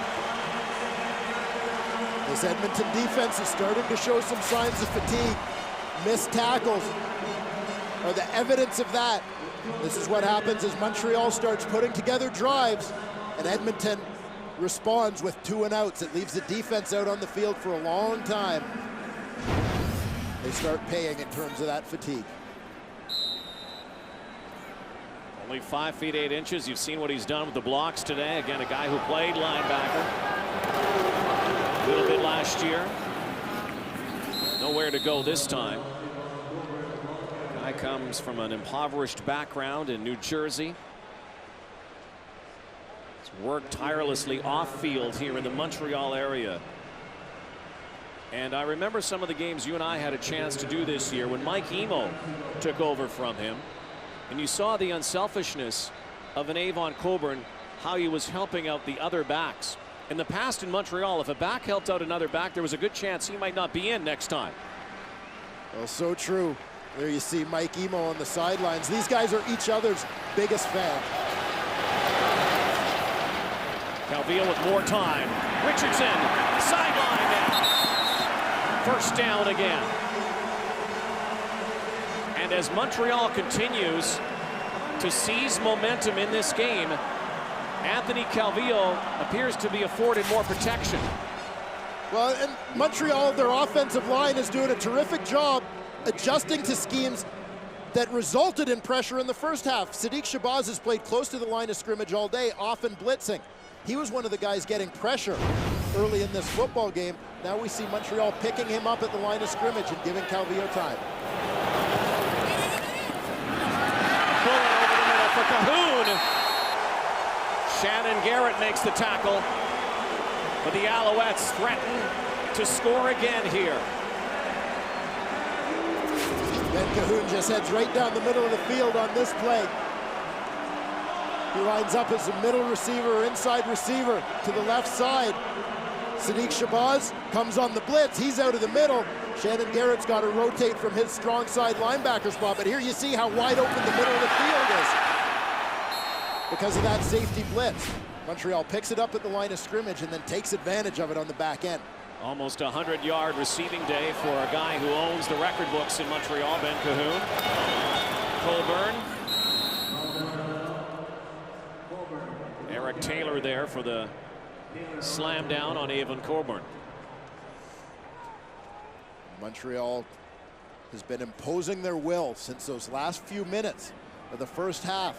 Edmonton's got to find a way to stop the momentum, whether it's some sort of big defensive stop here, a special teams play, as we saw them come up with in the first quarter, a blocked punt for a touchdown to get some momentum, or that big pass that they just haven't been able to connect on offensively, but they need something. Calvillo looks, Richardson to the 5. Had to get to the 2-yard line for the first down. Looks like he's just short as Damon Duval makes his way out onto the field.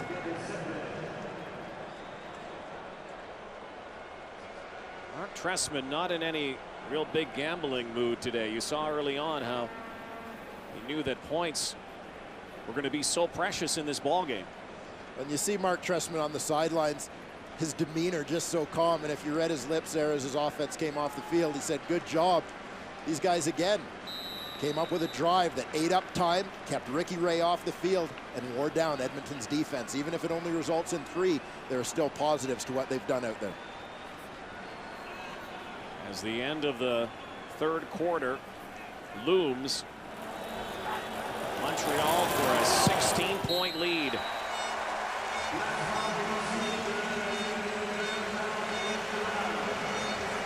Mark Trestman, how important has he been to the Montreal Alouettes' fortunes this season? Here's Anwar Stewart.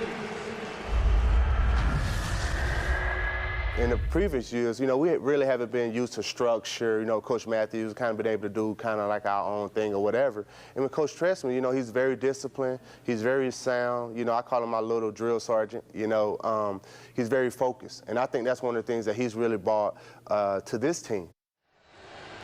It's those little things that make all the difference in the world. That organization, that structure, getting everybody on the same page, communication. Ricky Ray struggling to move the football. There's that swing pass out of the backfield to McCarty. About half the first down yardage, maybe a little more, and no penalty markers down, so that is the final play of the third quarter. The Eskimos trying to rally. The Alouettes 15 minutes away.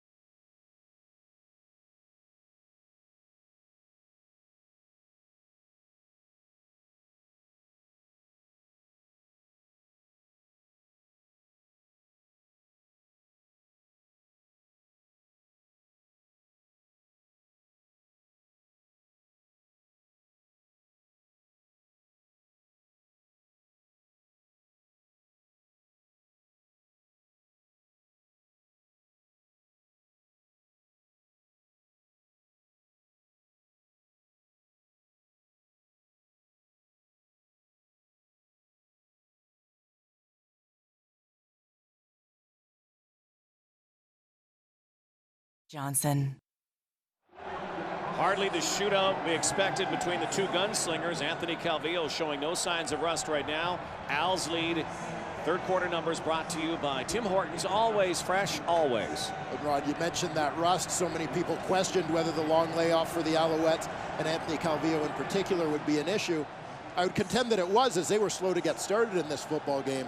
But they've sure shaken that off, and they have been on fire for about the last 20 minutes of this ball game, looking like the Montreal Alouette team we've seen all year. They've really owned time of possession. That is a key. Also, you saw the net yards from the Edmonton Eskimos. A very un-Ricky Ray-like day as Anthony Calvillo has been piling up the yardage, particularly from late in the second half. The Eskimos look like a downtrodden team right now. They need a spark. Fourth quarter begins. Second short yardage. Ray into traffic for Kamal Peterson, and he's lucky that that was not intercepted. Khalil Carter that time with pretty good coverage on Kamal Peterson. Virtually ran the route for him. Peterson is going to run a corner route to the right side of your screen, and you'll see Khalil Carter is in front of him the whole way on this route. Knew what was coming. And even though Ricky Ray has only had that much in offense, credit the Montreal defense, particularly that front seven, for creating that duress that Ricky Ray has been under. Prefontaine. Spiraling kick sends Larry Taylor to his 15. Taylor dancing. Could he go again? Larry Taylor to the 40. He's gone. Oh, what a day for Larry Taylor!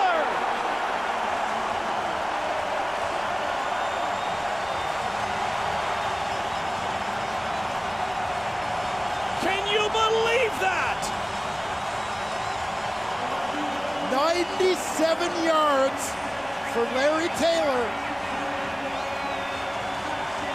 Putting an exclamation point on this performance for the Montreal Alouettes. Early on, that blocked punt for a touchdown by Edmonton made it look like Edmonton was the team that was going to dominate in special teams. Montreal's return unit has answered back in a big way. Taylor doing it just like its coach. Get up the field in a hurry, gets a couple of terrific blocks down the field, and away he goes.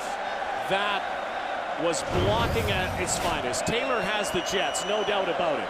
But those blocks that sprung him resulted in that 97-yard touchdown. That's 2 returns for Larry Taylor to the house. And this game starting now to look like that game in late September when the Alouettes blew out the Eskimos. It sure does. A 40-4 victory for the Montreal Alouettes on that day as they kept the Edmonton offense, much like they have today, from scoring a touchdown. Montreal putting up points with special teams and offense. Here we see the special teams by Larry Taylor.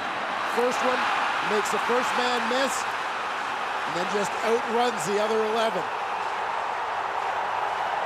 Second time around, Taylor starts off straight up the field, gets a terrific block by Etienne Boulay on the punter, Noel Prefontaine. That was the one that sprung him. 97 yards for the touchdown. It's almost hard to believe that Larry Taylor was standing on the sideline at the beginning of the season watching.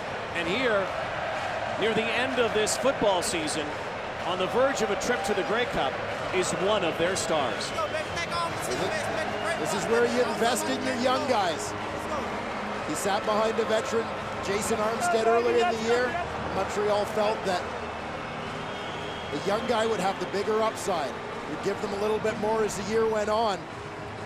Larry Taylor providing a huge return on that investment here today. Life is timing. Think about Larry Taylor on the sideline, not playing. Jason Armstead has a couple of brain cramps in a game early in the season and then gets cut by the Alouettes. Taylor takes over and has taken over this ballgame. CFL single game playoff record. 2 touchdowns. Owls lead 36-13.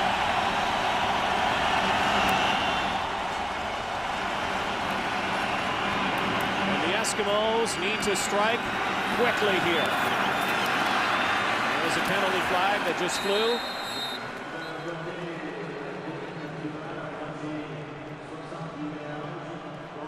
As they sort out the penalty, let's go down to the sideline once again and join Sarah. Thanks so much, Rod. You said that you've been talking about how this is reminding you a little bit of that 40-4 game. While talking to some of the Eskimos, they said they don't think that this is anything that the Alouettes are necessarily doing to them. It's their own mistakes. They said this is something that they think that they can fix, that they're taking responsibility for. It's not the crowd noise. It's not anything like that. This is their own miscues. Dan Comiskey just came up to me and said, have you given up on us yet? Don't. We've still got a game to play. If they believe they can fix it, they better start the repairs in a hurry. Yeah, you better hurry, as Kenny Onatolu chirps on the sideline. 13 minutes to go. That can be an eternity in the Canadian Football League, but they have to score suddenly. Ray. Maurice Mann. What a difference about 90 minutes is made in this ball game. The Eskimos had imposed their will. There was little resistance from the Alouettes, and suddenly this game turned. Well, you get that feeling for any team playing against Montreal that if they're able to hold their offense in check for a while, they better get some points up on the board before Montreal wakes up. And Edmonton's offense just hasn't been able to do that. It's true, there's a lot of time left, and this Edmonton team has shown tremendous resiliency all year long, bouncing back from various kinds of adversity. But they haven't even shown signs here, and that's where the concern comes in. So just shy of a first down. Danny Machocha's homecoming to Montreal. Again, grew up here. Began his football coaching experience with Montreal as a volunteer. Unpaid job, and now a head coach with the Eskimos. 2nd and 1, Ray in the shotgun. Has one to burn, I guess, over the top, and Kelly Campbell with that big play. Matthew Prue with the lick. This is an absolutely fantastic route by Kelly Campbell. I've seen Alan Pitts run this one 1,000 times. Watch the footwork as he fakes the out. Khalil Carter bites, and then he turns it upfield. Secures the catch even though he knows contact is coming. Great play by number 71. And if there is reason not to give up on the Eskimos, it's this guy. Kelly Campbell has turned games around. Peterson went backwards there, and his forward progress, however, gives him the spot near the midfield stripe. Peterson tried to work back towards the ball at the end of that play. Just ended up continuing to work backwards after he caught it. See Kamau Peterson, the inside receiver here. Runs an out route as he's got the two guys clearing in front of him. Looked like he was just trying to get a little better angle, get to the outside of the defender who was approaching. Got tackled from behind instead. 2nd and 4. Ray going deep once again for the big play guy who's got it and scores a touchdown. That's the one they needed. Kelly Campbell does it again. Well, you can almost smell this one coming. Kelly Campbell, the inside receiver in this set. He's going deep all the way on this one. Gets the defensive back turned around. Ricky Ray throws a perfect ball to the outside, so the free safety, Matthew Prue, can't help out on it. Campbell turns on the Jets for those last couple yards. Get it in there. Dan Comiskey, you're right on the money. Don't give up yet. Lots of time left. And the Eskimos have responded exactly the way they needed to. And the lead once again. I need everybody to come with me. Back to 16. Mr. Big Play. And Ricky Ray finally finds the house.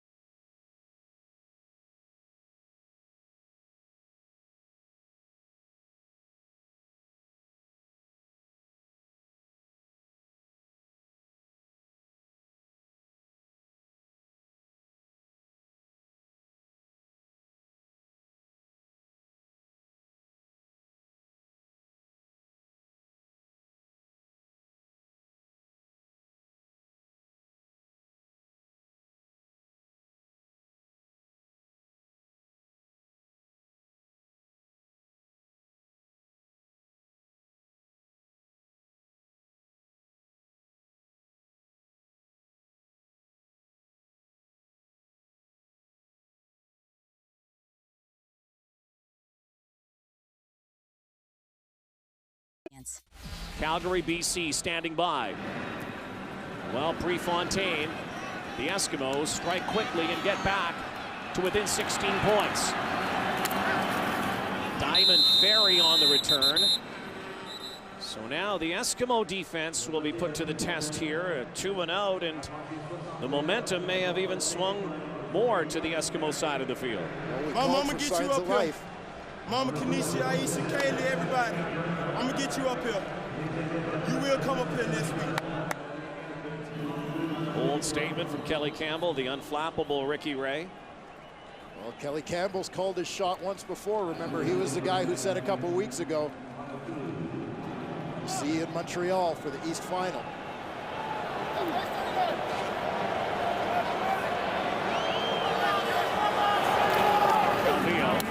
Pitch pass to Richardson.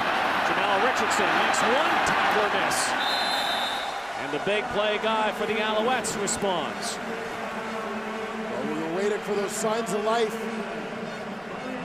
from the Edmonton Eskimos. The offense delivered. The defense has got to answer the call. Jamel Richardson lines up on the outside, short side of the field here, right side on the hitch screen. 2 steps up, a step back.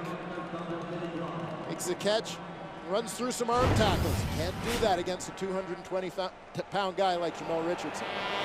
Again on a hitch pass, 10 yards away from 100 on the afternoon. Coburn stopped in his tracks. Kenny on a Tolu. Now it will be second. 6 or 7 yards now. And the Edmonton defense needs a hold.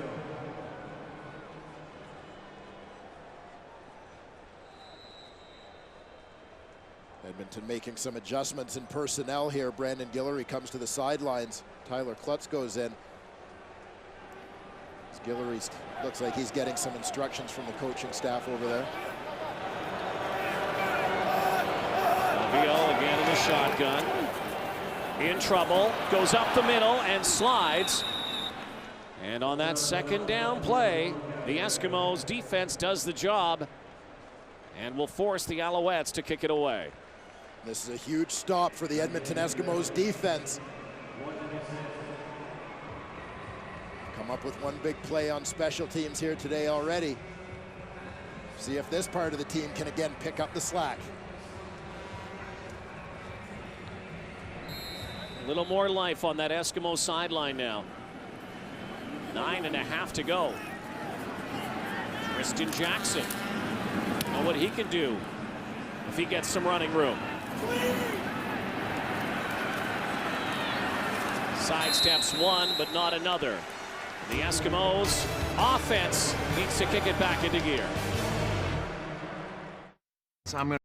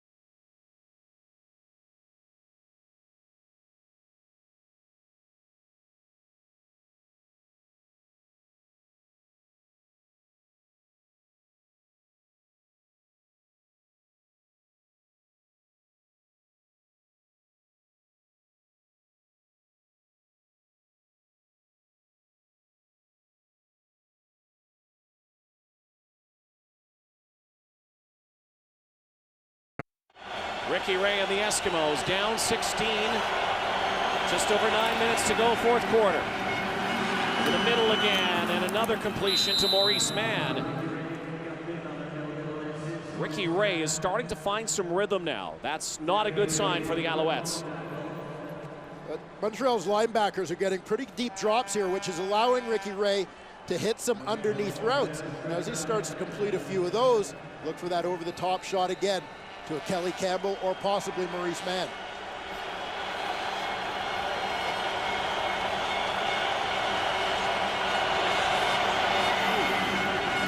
Four-man rush, middle again, but that one out of the reach of Kelly Campbell.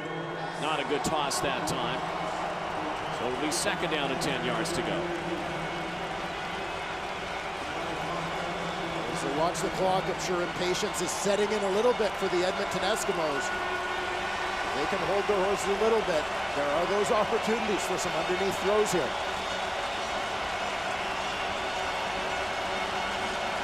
McCarty in the backfield with Ray. And short of a first down, Kamal Peterson. And it's going to be about 1.5 yards. Third down play coming up. 8 minutes to go. That is maybe even almost 2 yards, 2.5 yards. And no signal yet from the Eskimos sideline. And it looks like they're going for it. Well, the only signal from Danny Machocha was to give Ricky Ray the next play. Here it is. Third down. 2 yards to go. Ray in the shotgun. And the first down from Peterson on a clutch throw from Ricky Ray. Ricky Ray, calm, cool demeanor, rubs off on his teammates in situations like this. There's no panic, they just execute the play. Ricky Ray takes his drop, they send the crossers. Everyone expects on crossing routes it's going to Kelly Campbell. They leave Kamal Peterson alone. Fresh set of downs. Ray going deep and overthrows. No man. Well, the Edmonton Eskimos may say that they're not going to die in this game because they have Football Boy in their corner, or at least on the shelf in their locker room. This little figurine has been around for the last few years. It's been a good luck charm for the Eskimos. Well, it sure has, particularly in the postseason on the road as they are today. Little winning streak dating back to 2003. Undefeated in the postseason on the road when football boys along for the ride. Second down. Ray hangs in again, and once again, Mr. Clutch, Kamal Peterson. This one looks like it might move the yardsticks. Had to get just over the 40-yard line, and it will be another first down. And that's where Kamal Peterson has been exceptional this year on those 2nd and 10, those possession plays. Making those conversions for his quarterback. You see his numbers here today, very quietly, very Kamal Peterson-like. Up over that century mark again with 123 yards. 6 minutes to go. And almost picked off. Khalil Carter had it in his hands. Kelly Campbell did not see that ball coming. Khalil Carter did and almost had an interception.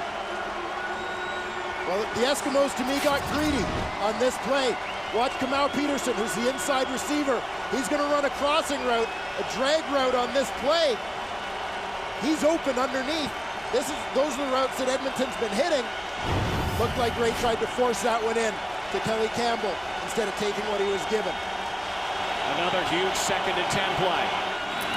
Ray on the out pattern, and once again they convert to Kelly Campbell. And the theme continues on this drive. They're completing passes in front of the Montreal defenders, marching the football, doing it. Kelly Campbell just runs the out route against Mark Estelle. Estelle's giving him a cushion because he's seen the speed of Kelly Campbell. So instead of going deep, Campbell breaks it off. Easy first down for the Eskimos. The clock such a factor now. Just over 5.5. Eskimos again, almost a must possession here to score.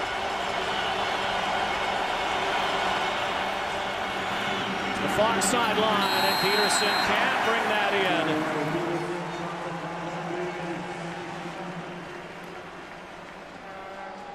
Peterson just had a tough time adjusting to the football. Leaves the Eskimos in a 2nd and 10 situation again. Another critical 2nd and 10.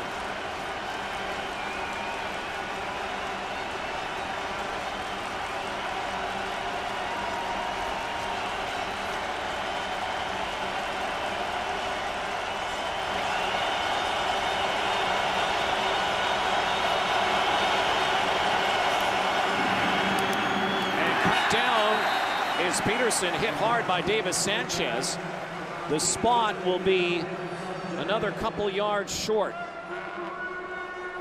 They have to go for it here. You saw them go for it.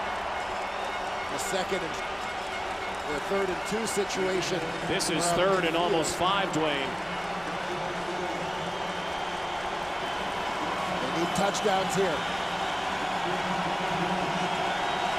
Field goals won't do at this point. Well, it worked once. It has to work again, or that could be all she wrote. Ray looks to the end zone, and incomplete.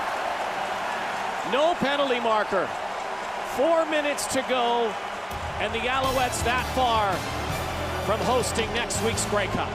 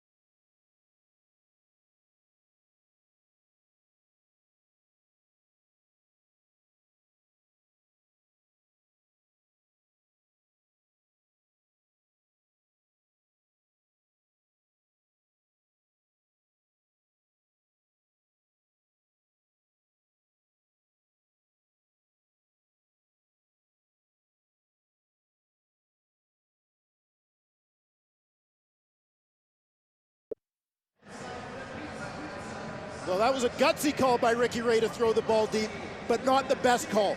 Watch Fred Stamps, second receiver from the right. He runs a short in route. Again, the underneath stuff is wide open here. Would have been an easy first down, and he might have scored because all the deep routes cleared things out in front of him. 4 minutes to go. Anthony Calvillo expects something maybe a little conservative, I was going to say, but not so much. Shannon Garrett brings him down. The Eskimos need another big defensive stop here. Get the football back.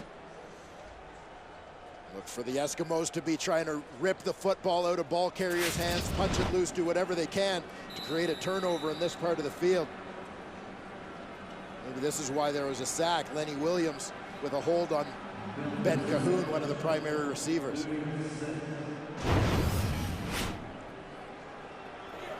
Inside 3.5 minutes now. Keeping it on the ground, and so the Alouettes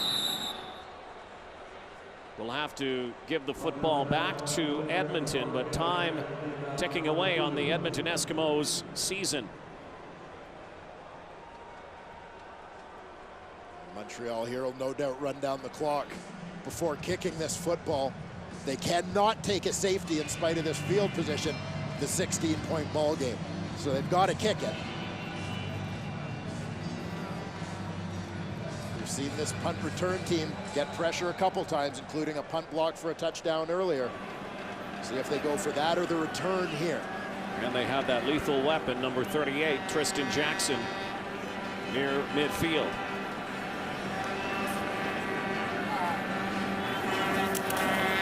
Wobble snap. Wobbly kick. Jackson. A little hot potato there, but brings it into Montreal territory, and a penalty flag flies. 3-minute warning. Danny Machocha's last hopes here for the Eskimos.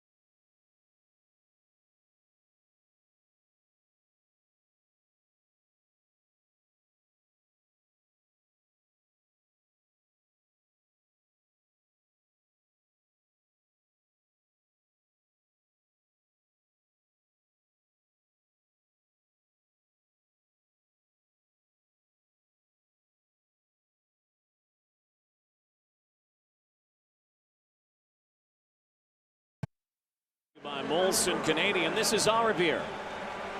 Well, the big story here hasn't been the quarterback matchup necessarily that everybody anticipated, but special teams, particularly Montreal, those two big punt return touchdowns from Larry Taylor. Ricky Ray through the pocket. And fumbling the football was Calvin McCarty, but he was down already. We have not seen much of that from the Eskimos. It was so effective last week in Winnipeg.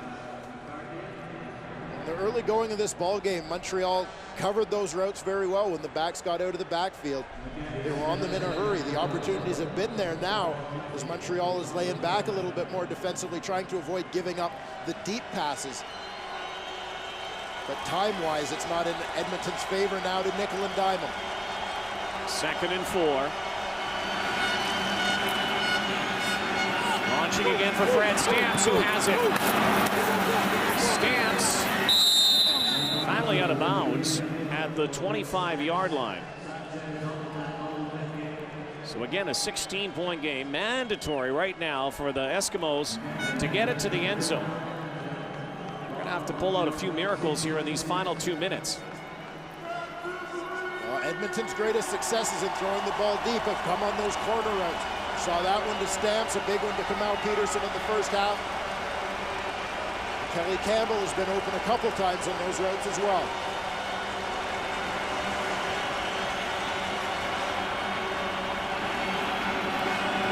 Ray avoids the pressure and hops one to the sideline.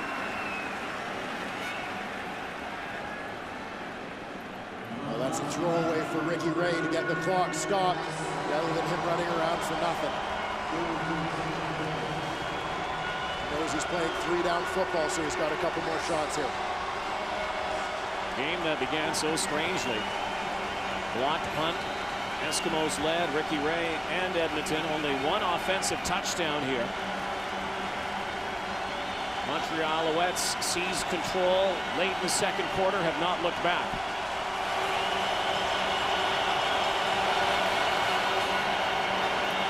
Is that screen? And Chip Cox drops Calvin McCarty. And now with 1:58 to go, 3rd down, this is it. This is it. And the opportunity was there on that play. McCarty released a little bit too quickly and was too wide relative to his blockers. He's had 2 of his big old linemen, Kabongo and Armstrong, out in front of him. But McCarty was too close to them, which allowed the defender, Chip Cox, to make the tackle.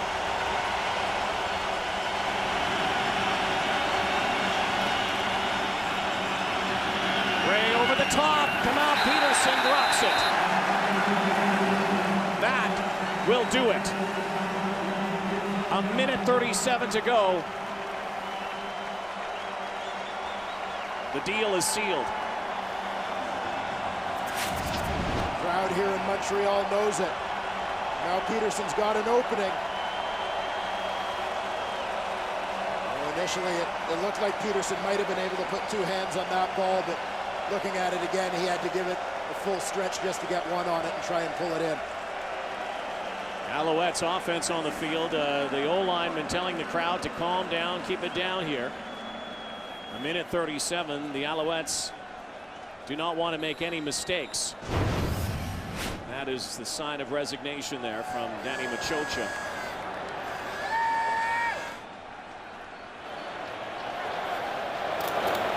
Calvillo still airs it out though for Watkins. Why not, I guess, when you've done it all day. Well, and for Montreal, bear in mind, this is their offense. High percentage passes still. They feel safe throwing them.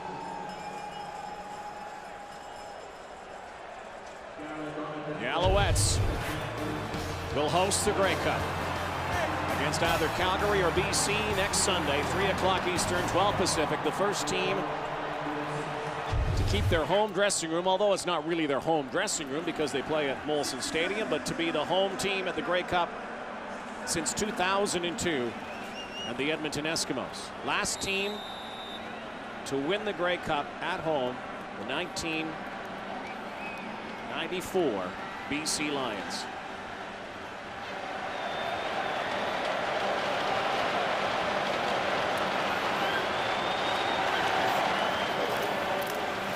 Avon Coburn will be stopped And the Eskimos will get the ball back, but they ran out of time here in this fourth quarter. Anthony Calvillo is a little upset, but just not enough time here for Ricky Ray and the Eskimos, and a 16-point deficit. The Eskimos, they beat Montreal at their own game in some ways. Montreal is a team that has typically won games in the first quarter and put teams away in the fourth. The Eskimos won the first quarter, and they sure hung around here in the fourth. It was those quarters in between, though, where things got turned around.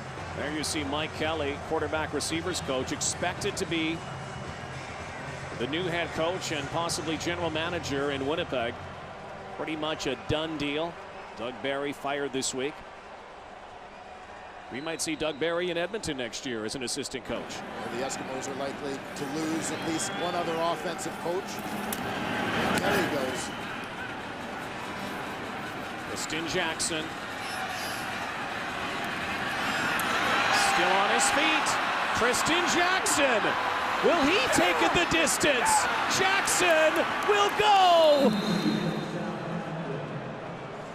50 seconds to go. A 76-yard return. And a little bit of a spark here. Yeah, don't go anywhere just yet. And they needed exactly that. If there is any hope at all, they needed that to go back, and it did. Well, it sure did. A couple of great blocks at the initial point of attack. Then it's just the Mississippi Missile doing his thing, outrunning people. Still a critical two-point conversion necessary from the Edmonton offense here, though. Needing 2 touchdowns, 2 two-point conversions. Again, the deficit was 16. Ricky Ray has asked for the ball to be placed on the left hash here. Gives him a little bit more field to work with to the right side. 3 punt returns today for touchdowns. Unbelievable. Have to get the 2-point conversion and a whistle.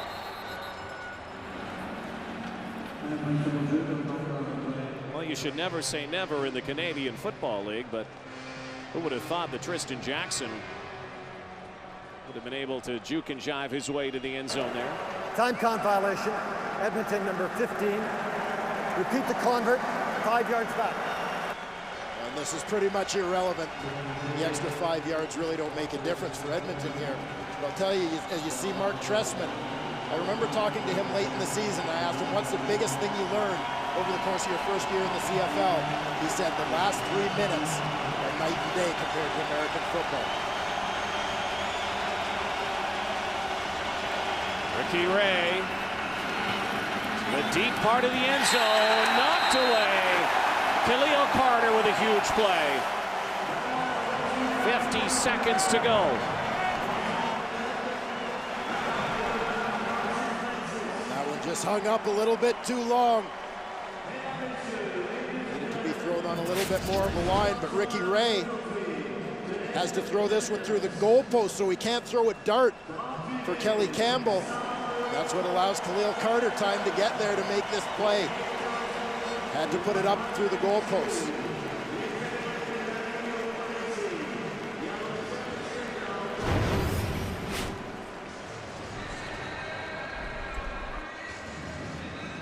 So expect a short kickoff here from the Eskimos. Try anything at this point.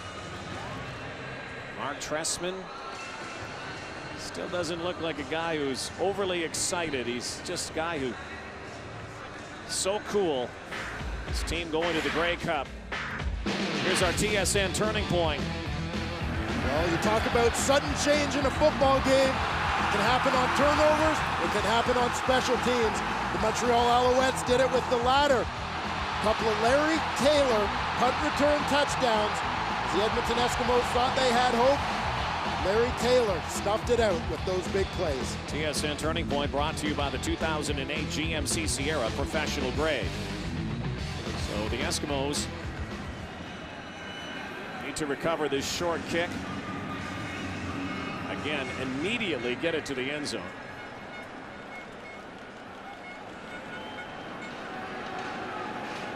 (36-26).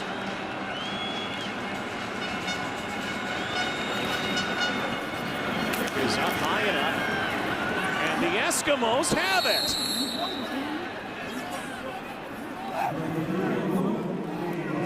It looked like number 86, Maurice Mann, was the man who went up and got it. We had a sense with this Edmonton team early in the year. Saw them with that late comeback win against Calgary. You see number 86, the middle of the crowd. Well-executed play, but this team, Jason Tucker's catch against Calgary. We saw them come back from devastating injuries to Fred Perry and Jason Tucker. This is a special football team. There's no quit in these guys. They've shown it all year. No quit. And again, have to get to the house. Ricky Ray. 41 seconds to go, and again.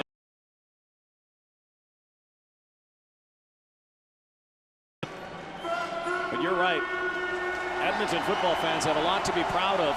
34 straight years of playoff teams in Edmonton, then 2 straight years of a drought. They still finish in last place this year, but are able to cross over. And they have given reason for Eskimo football fans to believe again. Time running out on their season. Ray for Stamps. Fred Stamps was only a couple steps behind that football. Fred Stamps might have had a shot at this ball, but one subtle little bump by Marcus Stell cost him about a step here as he ran that route. Outside man on the play is Fred Stamps. Marcus Stell is in coverage, watches the balls in the air. Just as Stell bumps him coming in from the outside, slowed him down just enough to take away any chance Stamps had it getting to that football. Oh, here it is again. 3rd down for the Eskimos.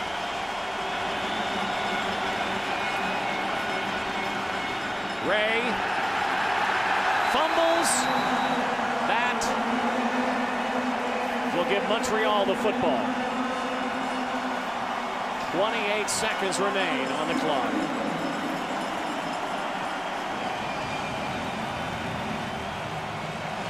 Nemesis got Ricky Ray again. His entire career in the Canadian Football League,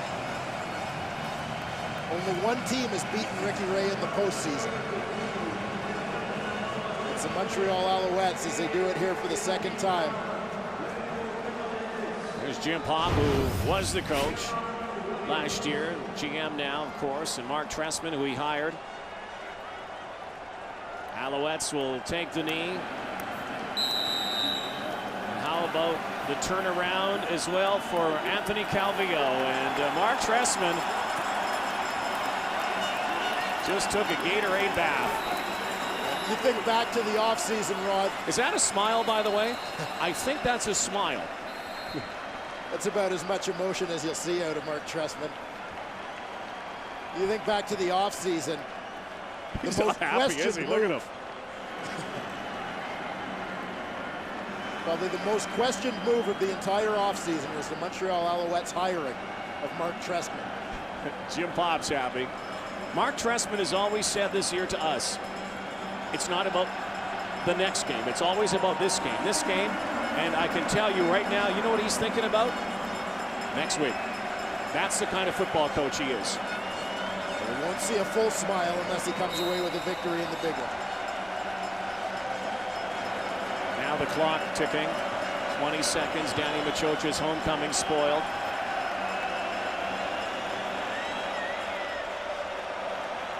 Anthony Calvillo, a year ago away from his team. Montreal Alouettes last were in the Grey Cup in 2006. They're going back, and they don't have to go far.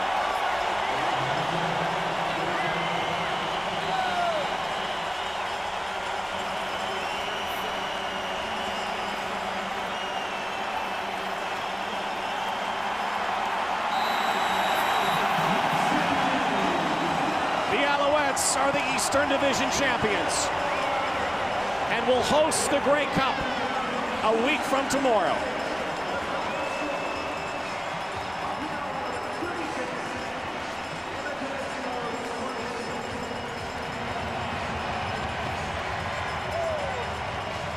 Let's go down to Sarah Orlesky with the winning coach.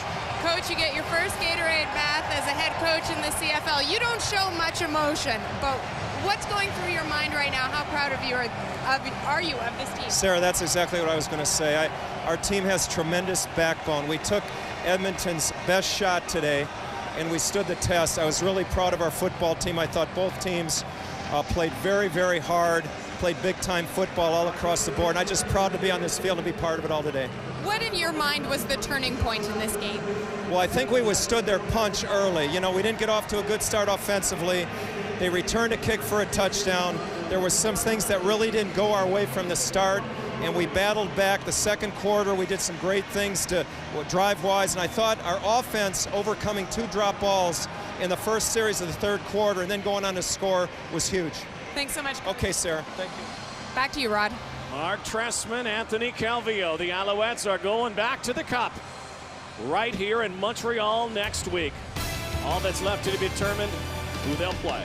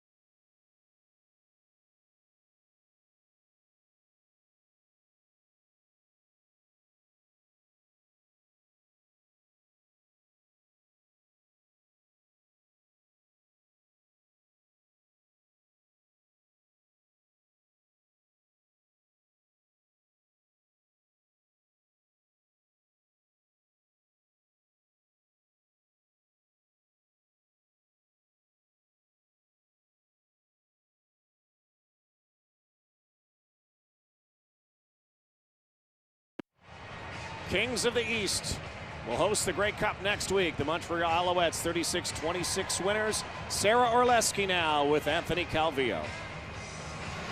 Anthony, for the 3rd time in 4 years now, this team is going back to the Grey Cup. You've talked yourself about how you've really learned to value and appreciate football. How much does this one mean to you? Oh man, it's an emotional day. We've been working so hard all year long, and this is what we envision. But our vision's not over yet. We want to walk away with this victory in front of our home crowd, but it's not going to be easy, either against Calgary or BC. It was an uncharacteristically slow start for this offense. What in your mind turned it around? Well, defensively, they're good. They started making some different coverages, and all of a sudden we found out what they were trying to do, and then we started coming up with some big plays. So we scored enough. We had to do a better job in the 4th quarter to close the game, and that's something we're going to focus on for next week. You said to me just off camera that now you guys have to win the Grey Cups. You guys have gotten to them, now you have to win them. How long do you revel in this victory before you look ahead? Until we find out who wins in about 4 hours. Thanks so much, Em. Thank you. All right, let's go to the field now. The Eastern Division champions will be crowned.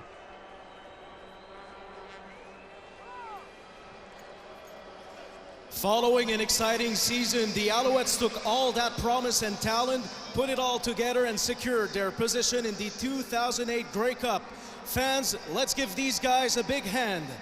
Après une saison excitante, les Alouettes ont travaillé très fort pour s'assurer d'une place lors du match de la Coupe Grey, ici même à Montréal. Félicitons les Alouettes chaleureusement. And now, without further delay, ladies and gentlemen, it's time to present the East Divisional Final Trophy. Please join me in welcoming Michael Copeland, Chief Operating Officer of the Canadian Football League, who will present the 2008 East Division Final Trophy to Jim Pop and the rest of the Montreal Alouettes. Alors, mesdames et messieurs, sans plus attendre, le moment est venu de présenter le trophée du championnat de la section Est 2008 à Jim Pop. Et aux Alouettes de Montréal, voici Michael Copeland, chef de l'exploitation de la Ligue canadienne de football, qui présentera le trophée aux champions de la section Est. Mr. Copeland.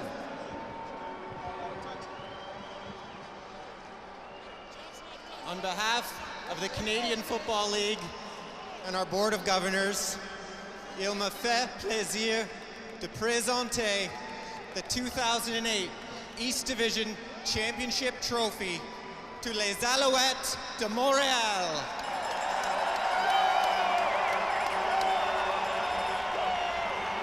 Bonne chance à la Coupe Grey. Congratulations, guys. Brian Chu said it, don't touch it. The untouchable trophy, the trophy they want, is next week at home. And now who will they play? Will it be BC? Will it be Calgary? The Alouettes have won the East and will host the Grey Cup in what should be a sellout here at Olympic Stadium next week.